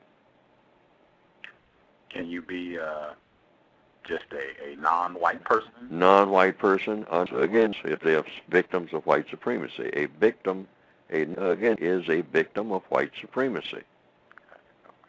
You have to be non-white to be that. Black, non-white, it's all the same thing. The process of victimization means you become victimized by the white supremacists. That's how you become a nigger. You have to go through the process of victimization. Replacing white supremacy with justice should correct that reorganization process? It would eliminate against. It wouldn't be no such thing as an again. It's just like saying that a prisoner is no longer a prisoner. See, just substitute the word prisoner for again and again for prisoner. You're a prisoner of the system of white supremacy. Once you're no longer a prisoner, you're no longer again within the context of racism. Black people who are on some other planet are not, again, they're not subject to white supremacy because white supremacists don't even know where they are. They're not subject to them. If it's some planet out there, a billion so-called light years away, trillions and trillions and trillions and trillions and trillions of miles on some other planet that nobody knows nothing about, and the people are non-white, purple people, green people, black people, whatever. They're not subject to racism. You have to be subject to racism to be again racism in the form of white supremacy. That's the purest definition you can get for the word. Otherwise, the word is meaningless. It has no meaning except within that context. Actually, black people shouldn't get angry when a white person calls them that. Why is That's that? a very functional definition, because all they are doing is acknowledging that they are mistreating you. But we have to give it that definition. The reason the word itself has such potency and has lasted so long is because it doesn't have a definition at all. And you can make up any word and then call somebody by that name, the word that you are using. And it will make the person angry if the word does not have a definition. Just put together any combination of letters and make a new word, and then go around calling somebody that consistently. You can drive the person crazy if you don't give the word a definition. That's all you have to do. That's the one thing you don't do. Don't give the word a definition, but always apply the word to that person. Just on an experiment, you can do that. You can do that on a job, around people that you know. Just pick out one person and call that person that name. A name that you never heard before, the name that the person never heard before. But you say it applies to that person, but you don't give it a definition. You don't say it means the same as a goat, or the same as a monkey, or the same as a rabbit, or the same as the sky or a tree. It has no definition at all. But you call this person that. Every time you get angry with them or something like that, every time, you call them by that name, you can drive the person crazy because they don't know what you're calling them. That's the key. It's supposed to be something terrible, but you don't know what it is. And that's what they have done with the word. Again, the word, again, has no definition. Most people hadn't even noticed that. Most dictionaries will say, again, the word, again, is a derogatory term for a person who is a Negro, black, person of African descent. But the key term here is derogatory. But the key element in that word, derogatory, is they don't tell you why it's derogatory. And that's what gives the word its power.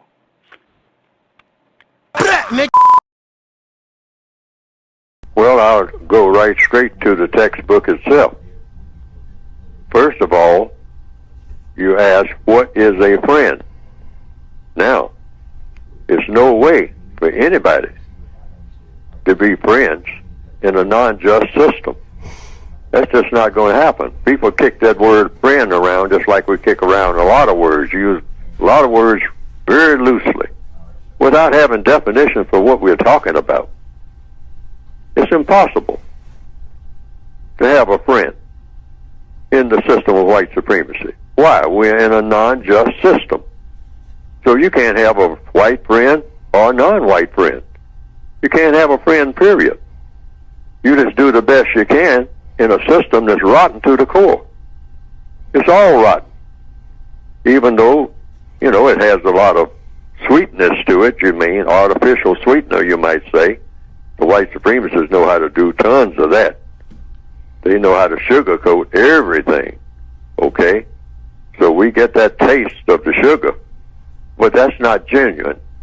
It's not genuine. It's not real. You cannot have true friendship in a non-just system, but you just do the best you can to do what? Minimize the harm that you do to people. Try to be as constructive as you possibly can. But you can't have a white friend or a non-white friend in a system that doesn't allow friendship. There's no such thing as friendship in a non-just system.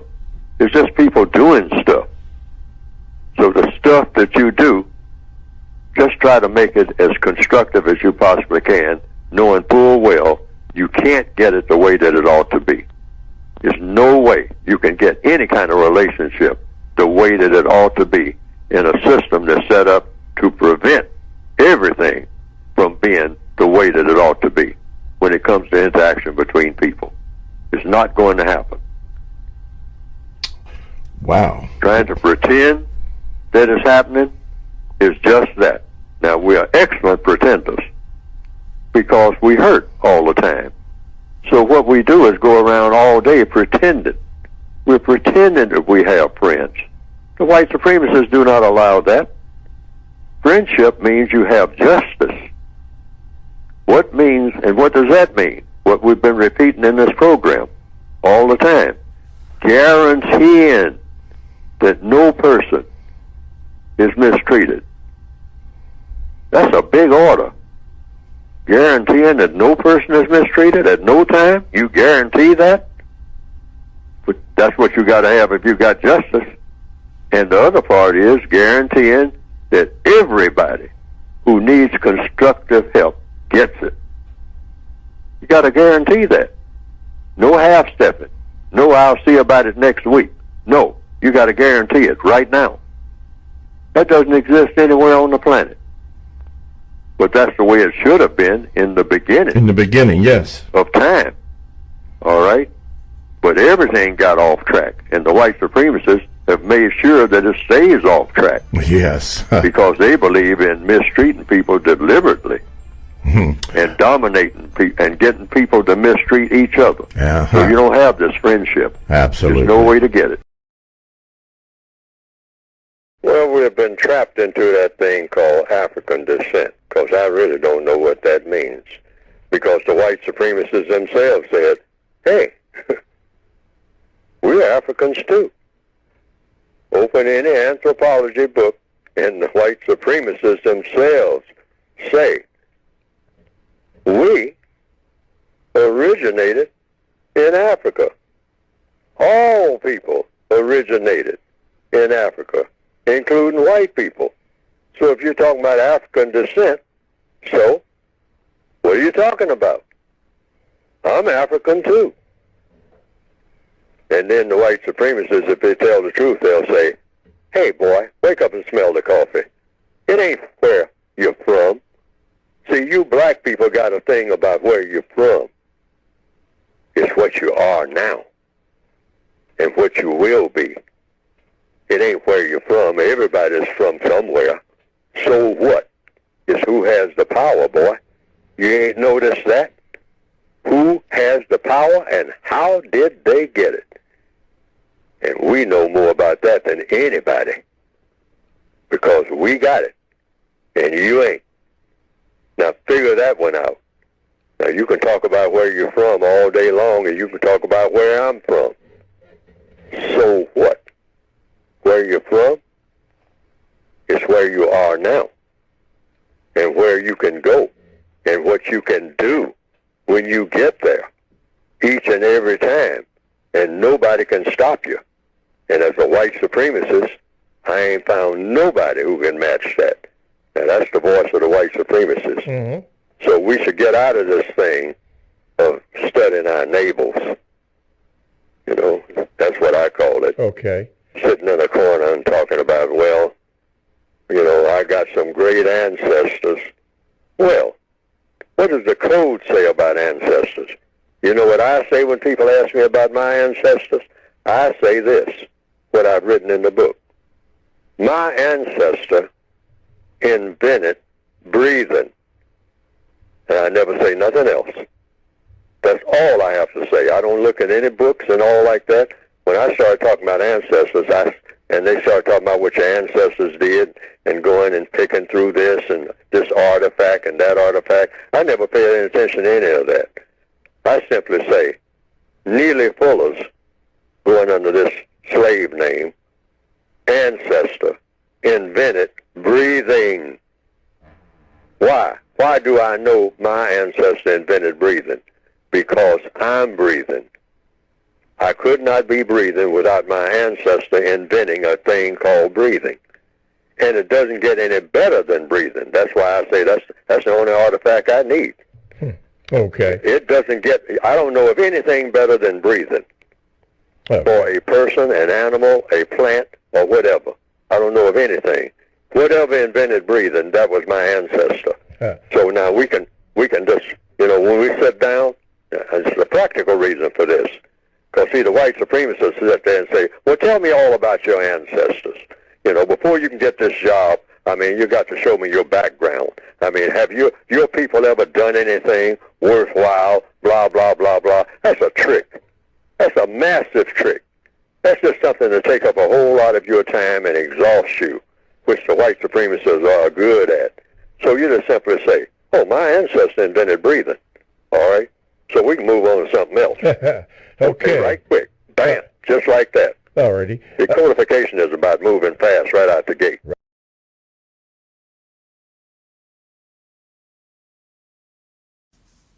Homeboy comes by in his car and they say, hey, man, get in. Let's go somewhere. Go somewhere and do what? Remember what I said earlier. All problems are solved through the process of questions and answers. So you ask that question. Go somewhere and do what? Well, we're just chilling, man.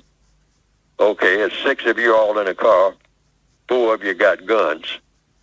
You want me to get in the car to go somewhere and chill. Well, this, fellas, your buddies of mine, does not look like it may have a constructive result.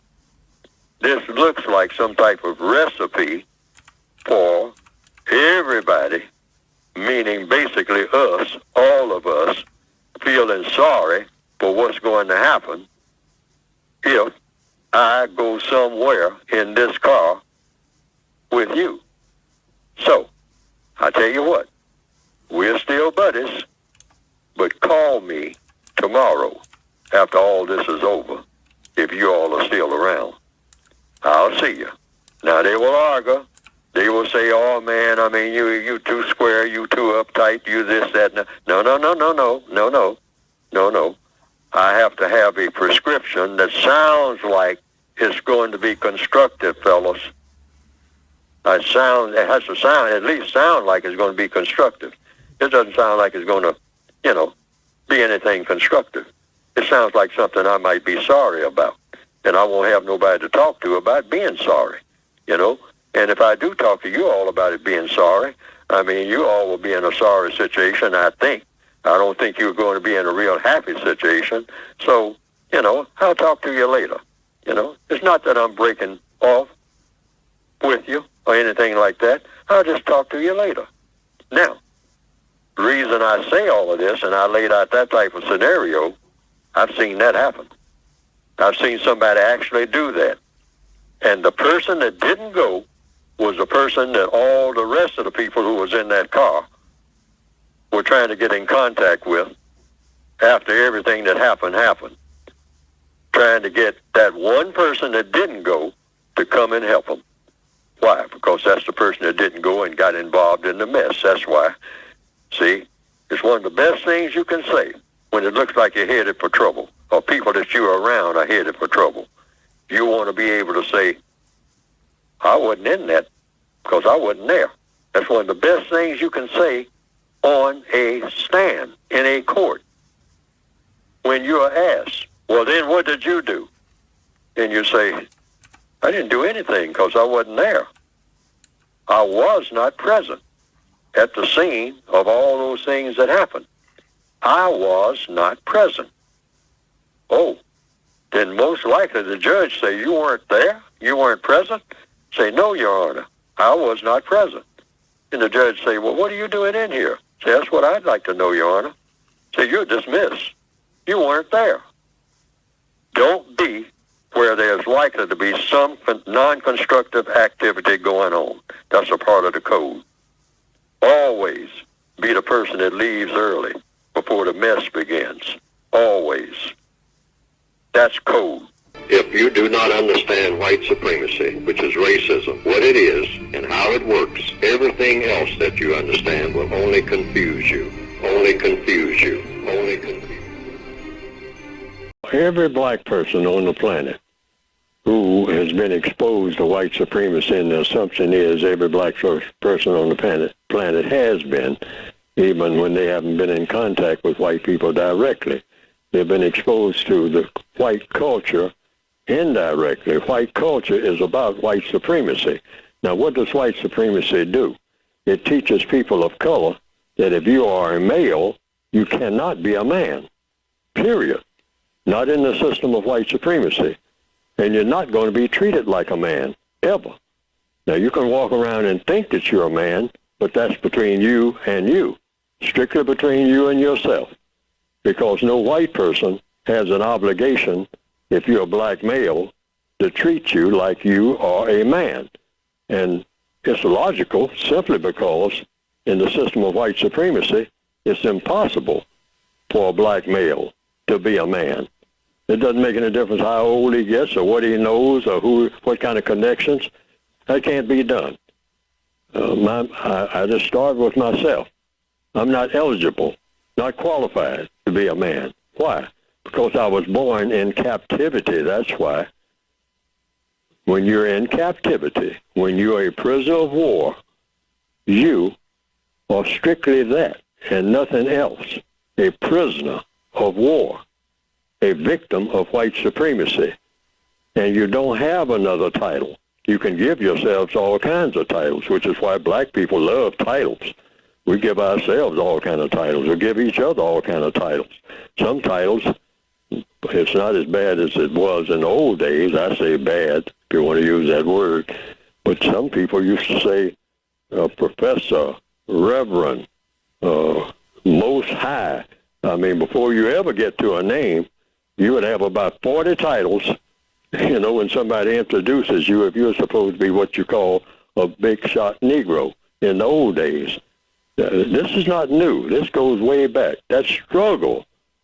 Oh, I just love to be a man. I mean, what can it take?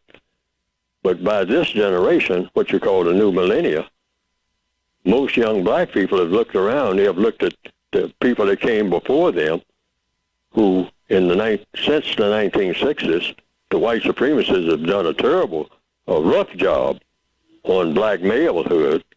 First of all, giving them an option that you can continue to be a big boy, or if you really want to get some material benefits, put on some gold slippers and skip around, and grin all the time and all like that, and have a little money in your pocket. Now, you can be a black girl if you're a black male. You can be a black girl, but you cannot be a man. You will never be a man in the system of white supremacy. Now, they have put that in cement. They have written, or rather in steel, or whatever the hardest subject, a diamond. The white supremacists have put that philosophy out here since the 1970s. That's the benchmark that I give it. All over the world, and they're spreading it. They're saying, you're not going to be a man, you're a black male, and you think you're going to be a man on my watch? On my watch? This is the voice of the white supremacists now, racist man and racist woman. Say, that's not going to happen. Say, now Martin Luther King and Malcolm X and Elijah Muhammad and all that, they said that that's what they're going to make you out of, but it's not going to happen. Now, you can talk it, but you make any move to make that real, and you're going to wonder what fell on you. Now, they have made that clear to all of us, and the young black people have picked up that signal. And they say, well, if I can't be a man and I don't want to be like my sisters, I don't want to switch around all day looking for a male, and I pretend to be a female or try to switch over and be one, if they can operate on me and make me one, because then things become easier. I guess, I hope, but I definitely can't be a man because I'm in big trouble if I try to be. Then what can I be? Well, the white supremacist said, well, I'll give you another outside option. you can go around and pretend that you're a man by doing harm to other black people. That's cursing out black females, calling them names and all like that. Write songs about them where you call them all kinds of names and kick them all up and down the street. We don't care about that. Kick your mother up and down the street. I mean, we rejoice when we see you do that, okay?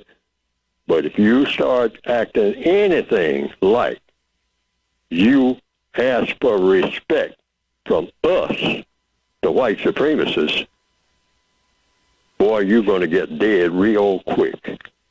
Most black males, we know that because they teach us that in no uncertain terms. When we really start asserting ourselves and say, you're going to respect me as a man. And the white supremacists said, you tell that to other black people. But don't you get in my face ever, boy, and act like you're even thinking like that, dealing with me.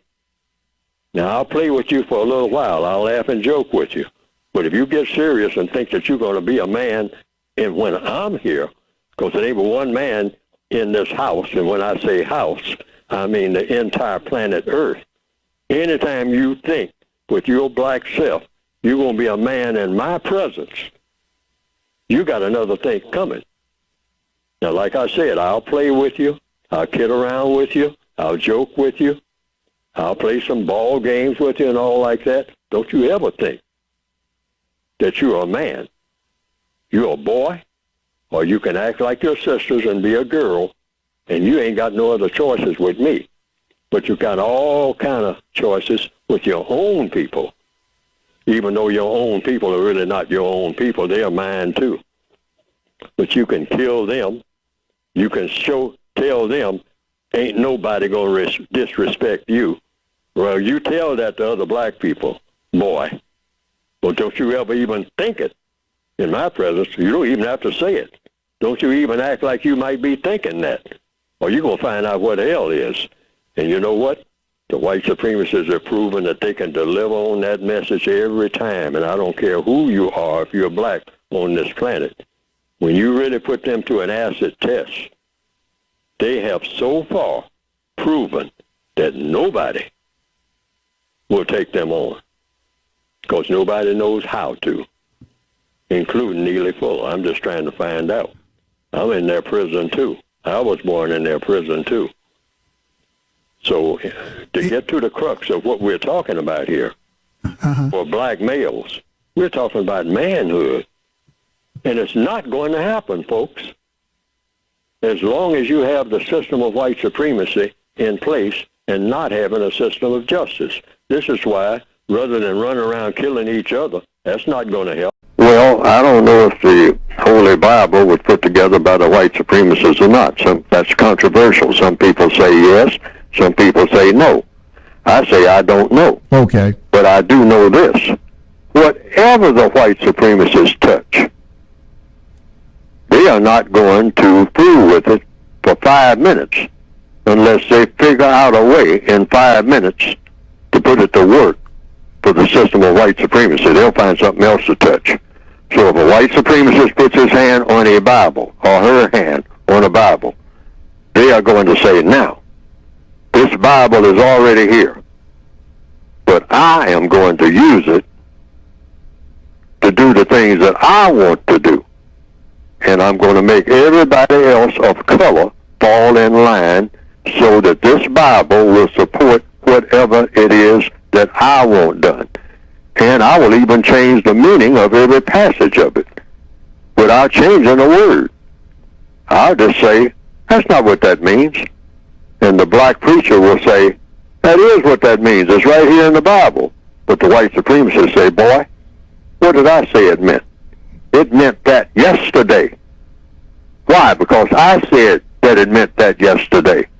But that's not what it means today, boy. Hey, who is your master here on earth? Your master in your heart and in your head and in your church that I allow you to have is somebody else. What you call your God, and that's okay, I'll let you do that.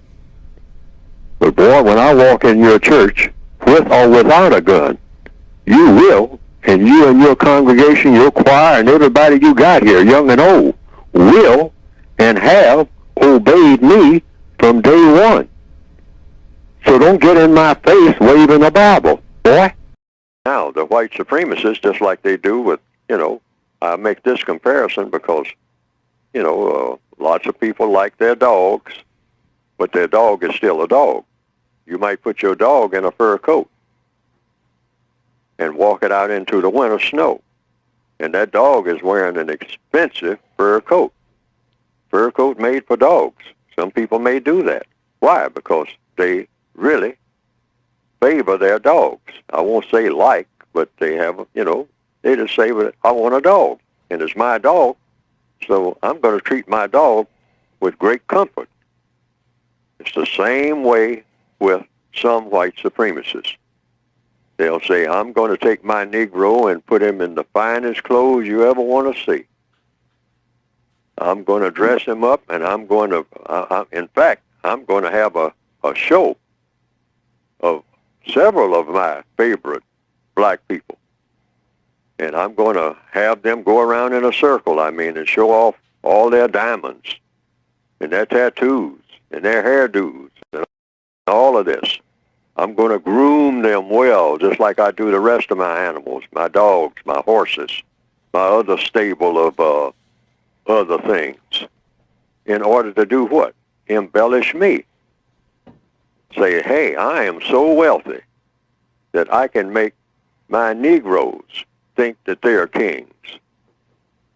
Put them on a pedestal and have them prance around and show off particularly to other Negroes about all the wonderful things that they got from me.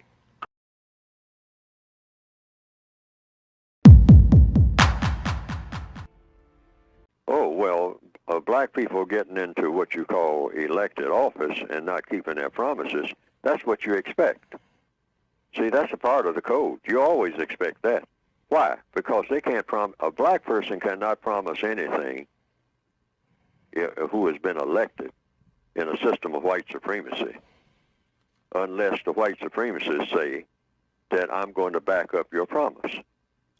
So it's always a guess. The black person may have the best of intentions, and most of them do. But in a system of white supremacy, the white supremacists said, I know you promised those black people this, that, and the other, all your relatives and cousins and whatnot, but I'm not going to do that, and I'm not going to let you do it. So forget about that, boy. Forget about that, gal. You ain't getting it. And so you go out there and explain it any way you want to. But anything that you are going to give them, you got to get it from me. You have nothing on your own. Mm-hmm. You are subject to me. Hey, wake up.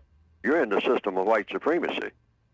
So no black person on this planet can promise anything to any other black person without the white supremacists saying, oh, yes, I'll see to it that you can make good on that promise, because anything that you have, you got to get it from me. And if you don't have it, you can't give it to them. Someone called in and they was talking about leadership, and I wasn't knocking leadership, and some suggestions were made about who should be supported as a leader. And under the compensatory logic that I've written about and that I follow, I'm duty bound to say that anybody who wants to become a leader should just step forward and become a leader. Now, a leader has to have followers, so it's just a matter of how efficient a leader is at gathering followers. I'm not opposed to that, because I think some people might have gotten the idea that I was opposed to black people having leaders. No, definitely not. If you can become a leader, but then who is the official leader of black people as of this moment? And I'm saying the official leader of black people throughout this planet as of this moment are the white supremacists. They are my leaders. They're the ones who have the muscle to tell me what to do. They can make me do things. Now there might be some black person somewhere who will say, oh, well, I can make you do things too. But it's been my observation that black people who say that they are leaders when they even try to get other black people to do things, they have to answer to the white supremacists. Because the white supremacists say it's not going to be one leader on this planet, and that leader is going to be white. So don't think that because you give yourself a title as a black person of being a leader of black people, I'm the leader of black people. And so if you think you're going to compete with me, even if you think you can put the muscle on black people and get them to follow you, you still have to answer to me. Because when you put the muscle on them, and I don't approve of the way you're using that muscle, then you're in trouble with me. And you dare get in my face, because you know what will happen to you. And this has been my observation all along. That's why I say there's no such thing as black leaders. There are black spokespersons. I'm a black spokesperson. Why? Because I speak. Any black person that speaks, that's all you have to do is just speak. And you are a black spokesperson. But a leader has to have muscle to back up what they say and break anybody's arm that doesn't like it, or break their necks if it comes to it. In other words, a leader has to have the muscle from somewhere.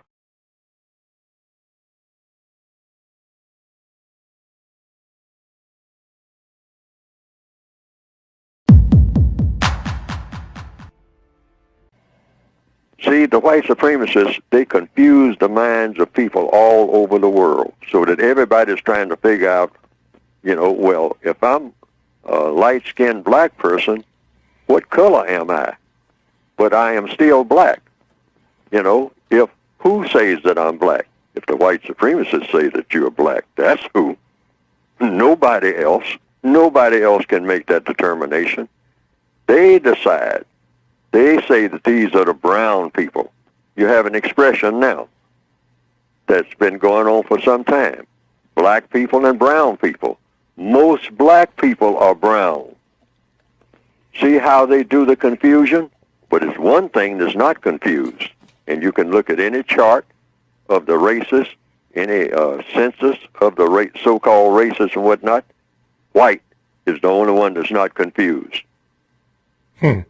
Stop and think about it. White is the only one that's not confused. When you say that, one size fits all.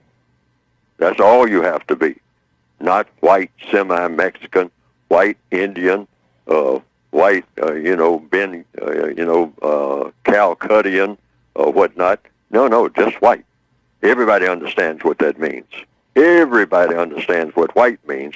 But when you start talking about part Japanese, part Jewish, or something like that, nobody knows what that means. Well, according to what I've written in the code book, black people are not qualified to celebrate anything.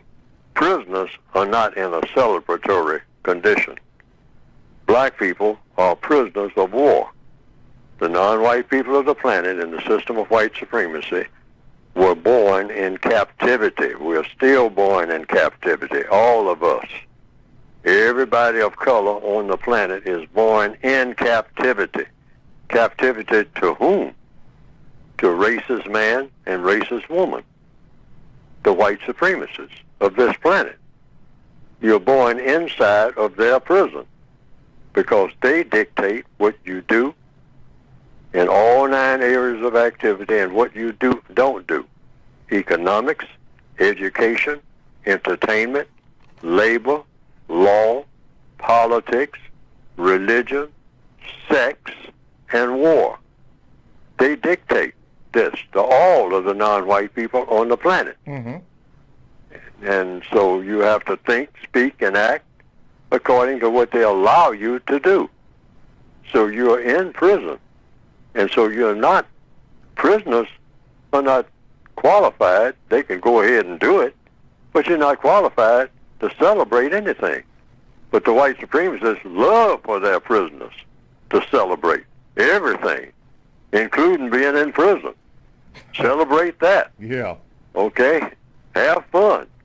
Get out there in the prison yard, and hey, just turn flips and sing and dance and play banjo. Slaves are always encouraged to do this. Entertain yourselves. Entertain yourselves until you drop. Mm-hmm. but just be back on that job come Monday. Yeah. All right? All that is just like what prisoners do. What do prisoners do? I mean, every chance they get walking around in the prison yard, they start a riot. They fight each other. They tear up everything around each other. And then they have to do what? Wimp out and go back to their cells. And then the prison masters say, okay, you had your little fun now. Now get back in your little cell. I'm going to give you all solitary confinement. I'm going to punish you. But you will learn, because I'm going to cut off everybody's food now. Like we do, like they do when we riot. They cut off jobs. They cut off food. We burn up the neighborhood and whatnot. And then we sit and look at the ashes like in the movie Do the Right Thing. And then we suddenly realize we can't build nothing. And not even allowed to build nothing. So then, now what do? You walk 16 blocks to get a quart of milk for grandma and stand in line arguing with other black people about who got there first. And then even start a fight about that with other black people. Now, this is all by design, folks.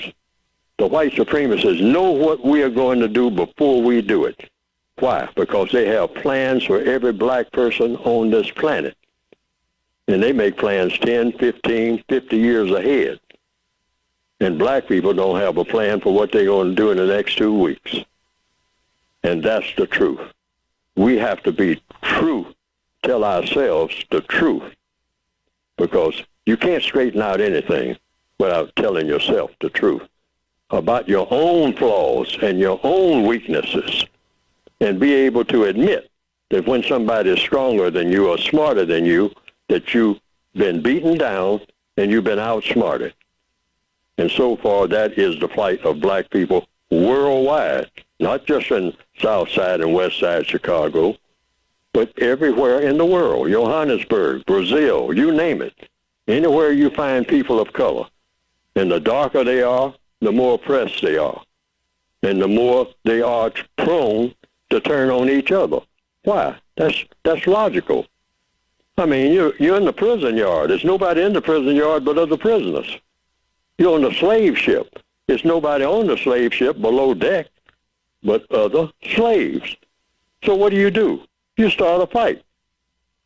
All people do that. White people would do that if just a bunch of them on a boxcar heading to the death camp. And then the food runs out. What else are they going to do?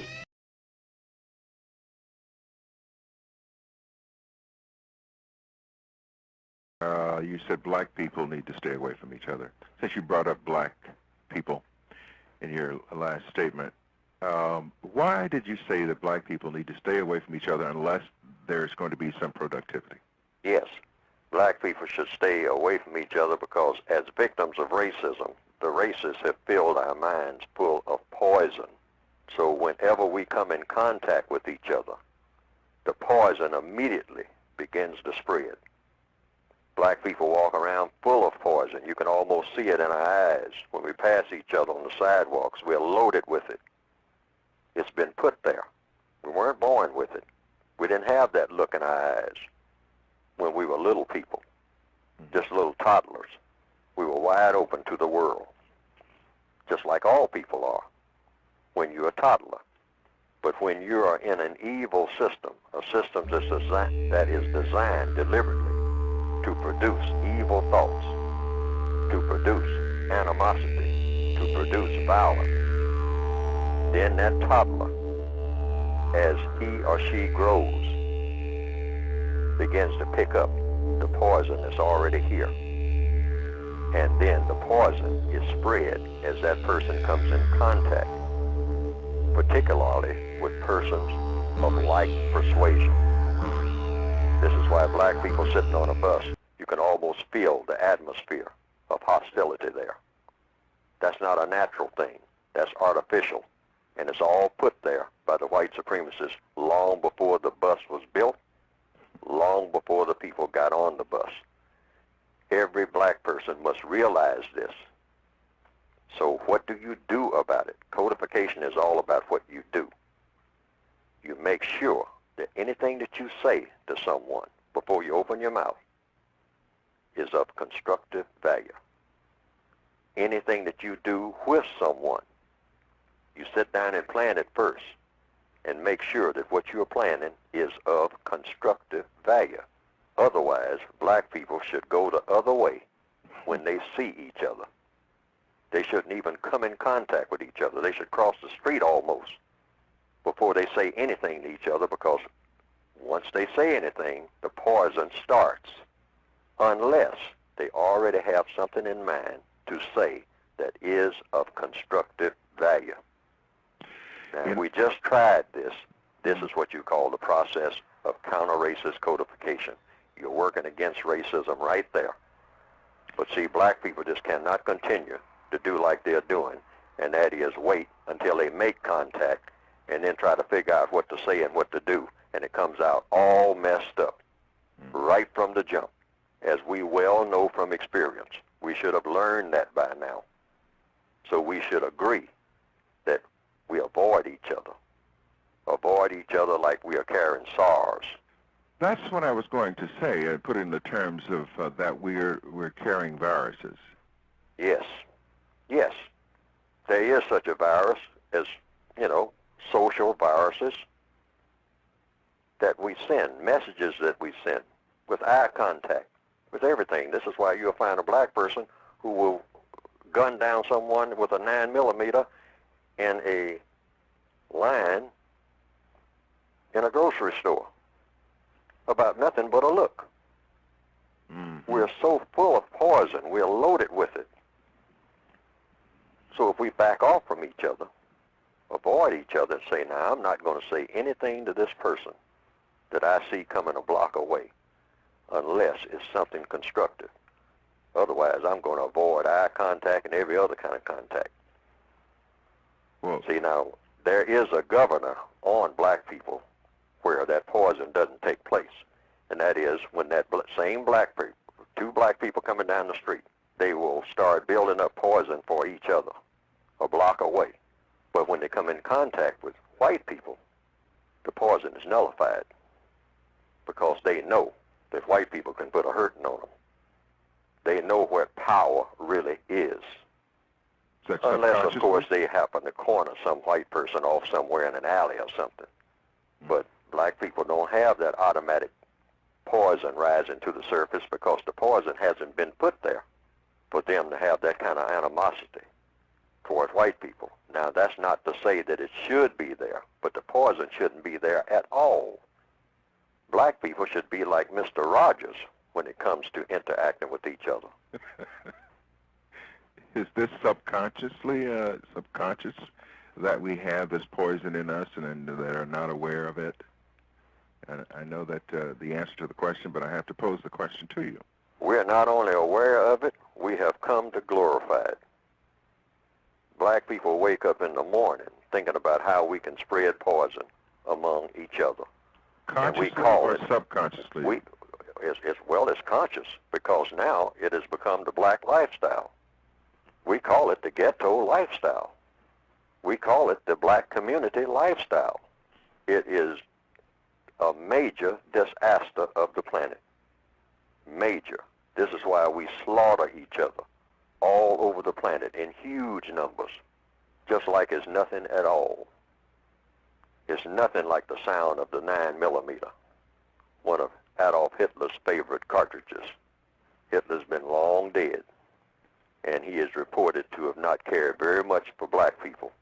But one of the bullets that came out of World War II was a 9mm cartridge, and it is being used everywhere among black people and glorified as the principal instrument for spreading poison and making death among black people wherever they happen to be. The sound of the 9mm in the night. Pow, pow, pow, pow, pow. Glorified and enjoyed by many black people wherever they happen to be. It is a total universal disgrace. But we have that. So how do you avoid it? Avoid contact. A bunch of black people getting together, 10 of them, with no constructive agenda, always means something ugly. Always. no constructive agenda, pre-planned in detail. The Million Man March worked because it was pre-planned. So what And about it was of constructive value, and So what about everyone the black- understood that. what See, about it's the not black church? something that's in the people by nature. Uh-huh.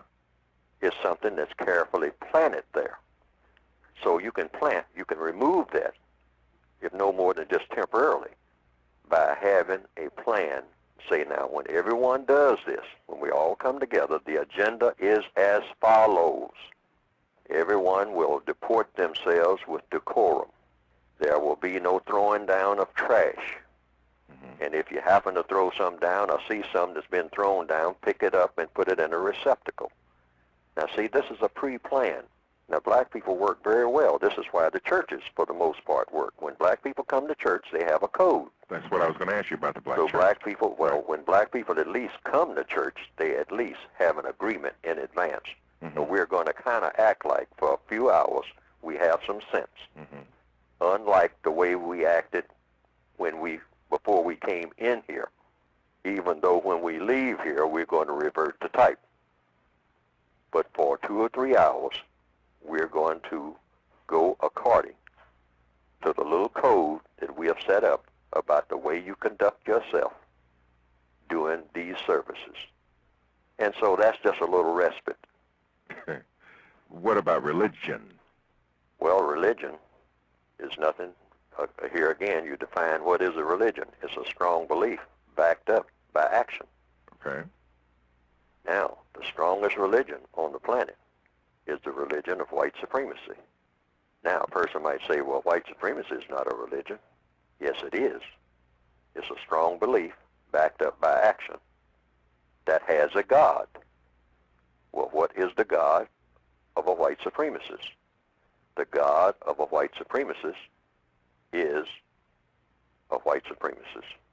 They are their own gods. This is why they are very determined and very focused and very arrogant and very efficient. When they get ready to do anything, they have total confidence. And they do not take kindly to any images of a God that does not look exactly like them. They consider any other images as being inferior or non-existent. Okay. So it's everything that a white supremacist does reinforces white supremacy. They don't come around. They don't even come around black people unless they have that in mind. Or unless they have to. Everything. Unless they have to. Yes. And the only time they do, the only time they show up anywhere, it has something to do with the muscle of white supremacy. Mm-hmm. Otherwise, they're not going to show. Even when they come in the guise of doing other things, as people who are called Indians would testify. They'll say that they come, here again with the words, the forked tongue. And they're very efficient. But I don't want to spend all of the day just talking about what they do. A lot of people are familiar with that. And a lot of people may not be. But I also want to emphasize, what do you do? Like we have touched on some things. Yes. In every instance, meaning in every situation that you're in, there should be a prescribed way. That's the one thing that black people do not have, is a codified way of handling every situation. Not some, not guesswork, not shuffling and head scratching and wondering what to do or what to say, but precision work. That's the one thing that's missing. That's the one thing that has been missing ever since everybody started trying to deal with racism. Well, any effort that will help black people to think about what they are doing and why they are doing it, and that's black people, not just the youngsters and all like that, but that's black people in general throughout the entire world. We don't have an agenda. We don't have a reason for existing that makes sense. We don't have a culture that makes sense.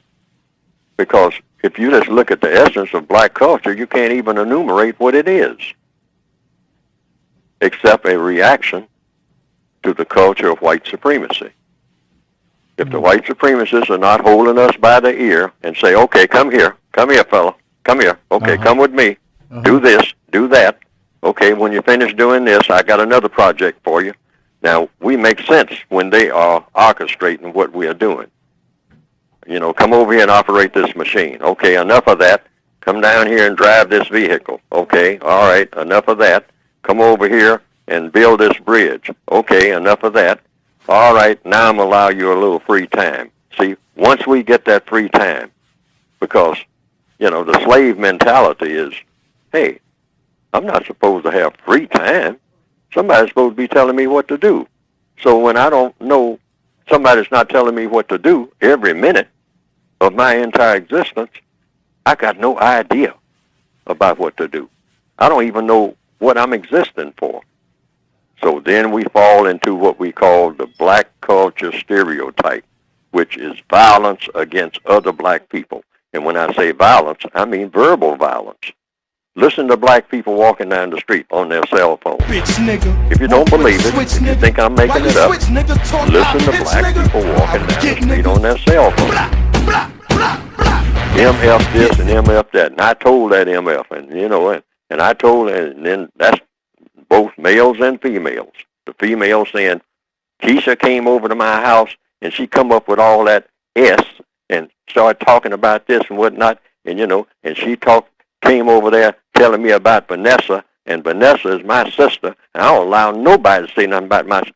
This is, you know, from the back of the bus, cell phone talk. All hostile.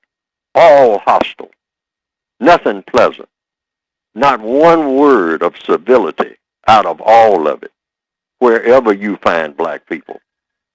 Nothing being said that makes any sense at all. Nothing that is constructive in any way.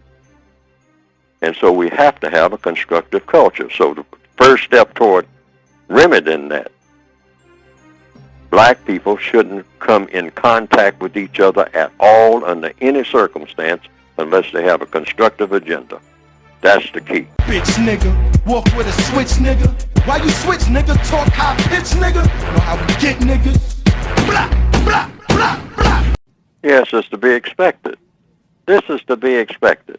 But we should understand, first of all, that we're programmed this way.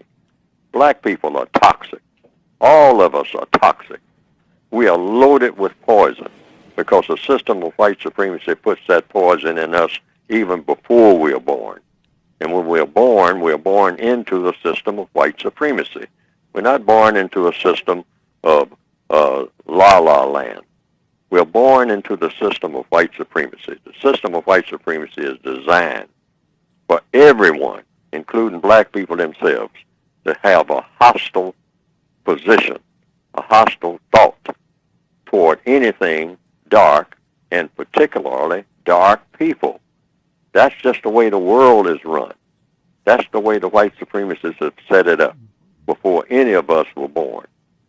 So we have to first of all know that. So we all carry that poison. It's in us. We're not aware of it, in one sense, you might say. I mean, then in another sense, we are aware of it, but we're in denial. But we have to admit, first of all, we have this poison. And then we immediately should jump to, what do we do about it? Well, the first thing you do, you don't want poison to spread. That's just a part of physics, the laws of mathematics. If you got poison on hand, you don't want the poison to spread. How do you keep the poison from spreading? You make sure that every contact that every black person makes with every other black person has a plan beforehand to do something constructive. Do or say something constructive. Don't get on the cell phone and call anyone just to make conversation. That's an old part of the what you might call black culture or people culture for that matter. With some people it works. With most people, particularly black people in the northwestern hemisphere, it's poisonous. It is deadly. You don't pick up that cell phone and call anyone ever just to chat. Hey girl, I haven't heard from you in a little while. What's going on? No, absolutely. That is poison. Poisonous. In other words, our minds are poison. The things that we are getting ready to say to people is loaded with poison. The way that we look at people, the way that we see the world, loaded with poison. The poison was planted in us. So every time we make contact with anything, we just spread poison because we're loaded with poison. And if we are contacting other black people, they are loaded with poison. and dynamite. And you're going to get an explosion unless you tailor and suppress that poison and tailor it in such a way that it's kind of shunted off to the side or it doesn't manifest itself. I mean, when we make these contacts. So I have it in the book, the textbook for victims of white supremacy. No contact, no conflict. If you minimize the contact, you minimize the conflict. Black people themselves know, if you just stop and think about it for a few minutes. You ever notice how well you get along with somebody you haven't seen in 15 years? You said black people need to stay away from each other. Since you brought up black people in your last statement, why did you say that black people need to stay away from each other unless there's going to be some productivity? Yes, black people should stay away from each other because as victims of racism, the racists have filled our minds full of poison. So whenever we come in contact with each other, the poison immediately begins to spread. Black people walk around full of poison. You can almost see it in our eyes. When we pass each other on the sidewalks, we're loaded with it. It's been put there. We weren't born with it. We didn't have that look in our eyes when we were little people, just little toddlers. We were wide open to the world, just like all people are when you're a toddler. But when you are in an evil system, a system that is designed deliberately to produce evil thoughts, to produce animosity, to produce violence, then that toddler, as he or she grows, begins to pick up the poison that's already here. And then the poison is spread as that person comes in contact, particularly with persons of like persuasion. This is why black people sitting on a bus, you can almost feel the atmosphere of hostility there. That's not a natural thing. That's artificial. And it's all put there by the white supremacists long before the bus was built, long before the people got on the bus. Every black person must realize this. So what do you do about it? Codification is all about what you do. You make sure that anything that you say to someone before you open your mouth is of constructive value. Anything that you do with someone, you sit down and plan it first and make sure that what you're planning is of constructive value. Otherwise, black people should go the other way when they see each other. They shouldn't even come in contact with each other. They should cross the street almost before they say anything to each other, because once they say anything, the poison starts, unless they already have something in mind to say that is of constructive value. Now, we just tried this. This is what you call the process of counter-racist codification. You're working against racism right there. But see, black people just cannot continue to do like they're doing, and that is wait until they make contact and then try to figure out what to say and what to do, and it comes out all messed up right from the jump, as we well know from experience. We should have learned that by now. So we should agree that we avoid each other. Avoid each other like we are carrying SARS. That's what I was going to say. Put it in the terms of that we're carrying viruses. Yes. Yes. There is such a virus as, social viruses that we send, messages that we send with eye contact, with everything. This is why you'll find a black person who will gun down someone with a 9mm in a line in a grocery store about nothing but a look. Mm-hmm. We're so full of poison, we're loaded with it. So if we back off from each other, avoid each other and say, now I'm not going to say anything to this person that I see coming a block away unless it's something constructive. Otherwise, I'm going to avoid eye contact and every other kind of contact. Well, see, now, there is a governor on black people where that poison doesn't take place. And that is when that same black people, two black people coming down the street, they will start building up poison for each other a block away. But when they come in contact with white people, the poison is nullified because they know that white people can put a hurting on them. They know what power really is. Unless, of course, they happen to corner some white person off somewhere in an alley or something. But black people don't have that automatic poison rising to the surface because the poison hasn't been put there for them to have that kind of animosity toward white people. Now, that's not to say that it should be there, but the poison shouldn't be there at all. Black people should be like Mr. Rogers when it comes to interacting with each other. Is this subconscious that we have this poison in us and that are not aware of it? And I know that the answer to the question, but I have to pose the question to you. We're not only aware of it, we have come to glorify it. Black people wake up in the morning thinking about how we can spread poison among each other. Consciously or subconsciously? It's conscious, because now it has become the black lifestyle. We call it the ghetto lifestyle. We call it the black community lifestyle. It is a major disaster of the planet. Major. This is why we slaughter each other all over the planet in huge numbers, just like it's nothing at all. It's nothing like the sound of the 9mm, one of Adolf Hitler's favorite cartridges.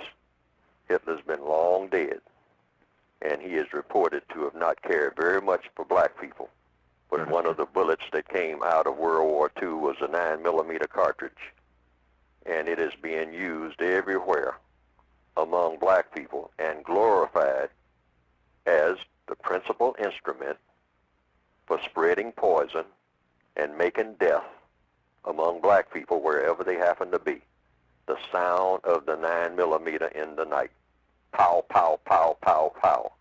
Glorified and enjoyed by many black people wherever they happen to be. It is a total universal disgrace. But we have that. So how do you avoid it? Avoid contact. A bunch of black people getting together, 10 of them, with no constructive agenda, always means something ugly. Always. No constructive agenda. Pre-planned in detail. The Million Man March worked because it was pre-planned.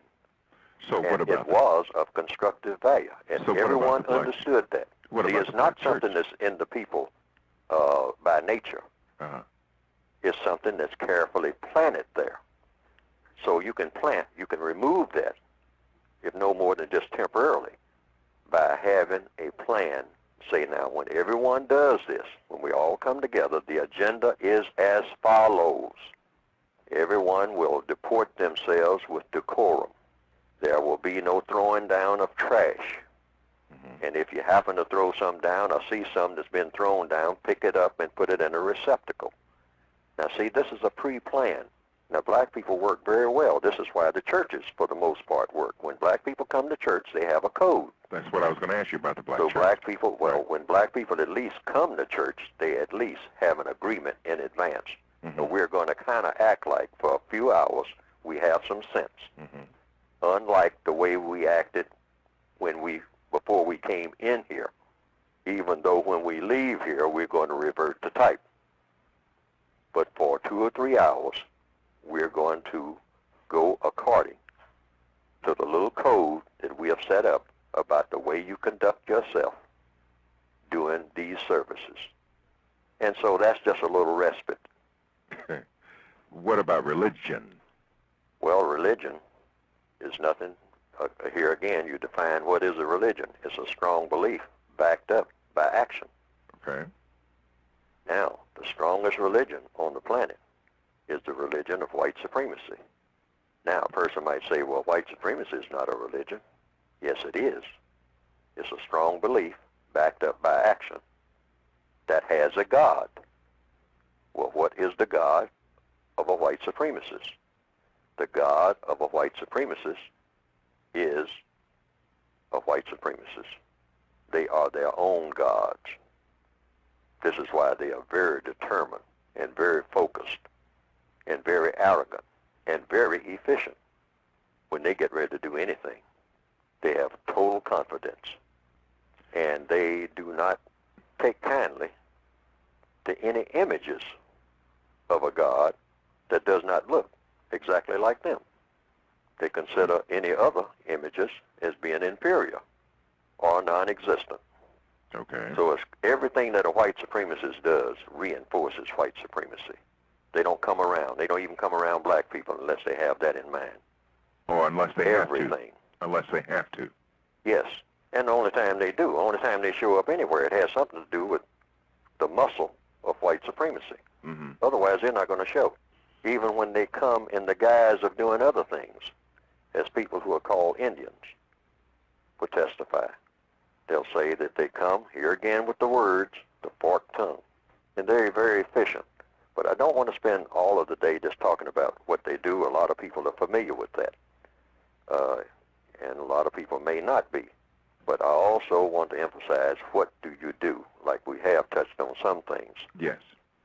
In every instance, meaning in every situation that you're in, there should be a prescribed way. That's the one thing that black people do not have, is a codified way of handling every situation. Not some, not guesswork, not shuffling and head scratching and wondering what to do or what to say, but precision work. That's the one thing that's missing. That's the one thing that has been missing ever since everybody started trying to deal with racism. Kill, kill, kill. Find another black person, walk around, looking around, spotting another black person 2 blocks away. Don't fuck with me! Gravitate toward that person and find a reason to kill that person. We had an incident right here in Washington just a week or so ago where that old adage, that old, you might say, part of what you call black culture, what are you looking at me for? What are you looking at me for? I'll kill you, black person that looks just like me, because you looked at me. Now, white people look at you all day. White people look at you all day, or, or they don't look at you because they don't even notice you because you're not that important. But here's some black person that you say, he's looking at me. What is he doing looking at me? And that's after going out of your way with a lot of us, let's tell the truth now, to get attention, doing everything you can to get attention, and then when somebody gives you the attention, what are you looking at me for? You don't know me. And then bang, because that's what happened the other day. Bang, bang, bang. I'll kill you. I'll kill you. Person who looks like me. Why? Because you looked at me. That's why. I will kill you because you looked at me. Now, what is the look supposed to do? Well, you looked at me. Well, what has looking at you got to do with anything? Well, I don't know. I don't know why I do anything. I'm black. I ain't got no reason for what I do. I just do stuff. Just walk around on the street all day like a zombie, looking for something to do, and usually it's something that makes no sense at all. Now, that's not all black people by any means, particularly throughout the entire world, but in the Northwestern Hemisphere, that's a part of the culture that's been passed on. I heard stuff like that back in the early 1940s at least. And apparently, Marcus Garvey knew all about it back in the 1920s. This is 2016. We need to examine what we call black culture in fine detail and stop skirting around it and find out exactly what is the root cause of all of this. Of course, the root cause, in my opinion, is a system of white supremacy, which teaches black people that what you want to do in your life is find a reason to hurt yourself and other black people as much as you possibly can if you got color in your skin. That's the message that the white supremacists send to black people, particularly young black people, about their future.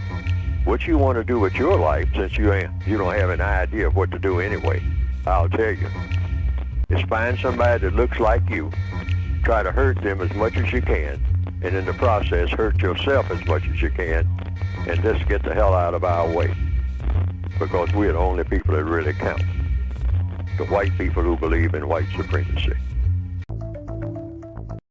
Something that is very destructive. Whatever is going to cause destruction is evil. That's basically it. Okay. Now, everybody is capable of doing something that is destructive. And the white supremacist wants to emphasize destructive activity, evil activity, something that's going to always have a non-constructive result among dark-skinned people. This is their goal. They don't want to see non-white people doing anything that's constructive. They panic when they see that. If you're doing anything that makes sense, they practically lose their minds. No, we can't have them like that. We got to have them in a state of mind where they're doing stupid stuff all the time, destructive stuff all the time. Anytime that you look up and dark-skinned people are coming around, something very ugly is going to happen, because they're going to make ugly things happen because we teach them to do ugly things, and we want to keep them in that frame of mind. If we lose that grasp on being able to control their behavior in a manner that they are non-constructive, except when we want them to be constructive. When we want them to be constructive for our benefit, then we'll allow them to do something constructive. But when they're among each other, see to it, watch them real close, and see to it that they don't do anything constructive. Because when they do something constructive, it means we're out of business. And we don't intend to be out of business. And what is our business? Mistreating people based on color. That's our business. That's our reason for being. That's our only reason for wanting to even breathe or be on the planet. What is the purpose of white supremacy? Mistreating people based on color for the fun, glory, and material benefit of people who are classified as white. That's the purpose of white supremacy in the modern day. Initially, it may have been another purpose, like genetic survival. But now they have been on such a roll for so long, it's for fun, glory, and material gain for the benefit of people classified as white, and for the complete confusion, destruction, and self-destruction among people classified as non-white. That's how they think the entire planet should be run forever. Book by going to producejustice.com, and I'm not just talking about in that book about what the problem is, because I've already concluded what the problem is. It's white supremacy. I make suggestions about what an individual can do about it, and that's one suggestion that I am making because I have found it to be effective. I don't try to use anything that's not effective. When I start using the term white supremacy, and you can get the book by going to producejustice.com, I notice white people sit up and take notice. They don't like to have that term attached to them, even though they gave it to me. That just goes to show you something. You ought to study why that is. I can say that they are nobody. I can call them, all kinds of names. I hear black people calling white people names that I never call them, and will not call them. Names like cracker and all this type of stuff. I don't use that kind of language. But if I imply, and I don't even call them white supremacists, but if I say that they could be one, it seems like they back away from me when I say that. Now, why is that? Black people ought to ask why that is. It might be because I'm coming close to the truth. And that's one thing that the white supremacists never want a black person to come anywhere close to, is the truth. The system of white supremacy demands that only white people are supposed to know the truth about anything. And black people are supposed to pump themselves up on everything that is totally nonsensical false. And I notice there are a lot of white people who feel very comfortable with the word white privilege. Because what does privilege mean? Privilege means that you ask somebody, all right, that you made a contract with somebody. That's what privilege kind of implies. See, that's a softer word than supreme. See, a white supremacist in 2017, the refined white supremacist, does not want that label at all, but that's exactly who they are, because they are the ones that tell people what to do, and people that they tell what to do, when they tell black people what to do, and it's not just telling them what to do, it's telling them what to do that's going to be of harm to black people. And the black person doesn't know what to do about it. You have to keep your mind on what supreme means. It means you are faced with something that is overwhelmingly harmful to you, and you don't know what to do about it. Whatever that force is, if it's nothing but a bear or a moving wall or a tidal wave or a white person, a person with white skin, making you do something you don't want to do and you don't know what to do about it. That is supremacy by any definition, like it or not. But supremacy can be overcome. If you face that fact, you have to face it first. You can't run and hide from something that's supreme over you. You have to turn around and grab it by the horns. But you have to know how to do it. But I know, I can understand it. Fear will make me say, well, it ain't happening. You know, drug me up so that I don't feel it. And many of us do just that. Get drugged up so that we don't feel the effects of white supremacy, because that's why we're getting drugged up. We can't stand the pain, and we don't know what to do about it.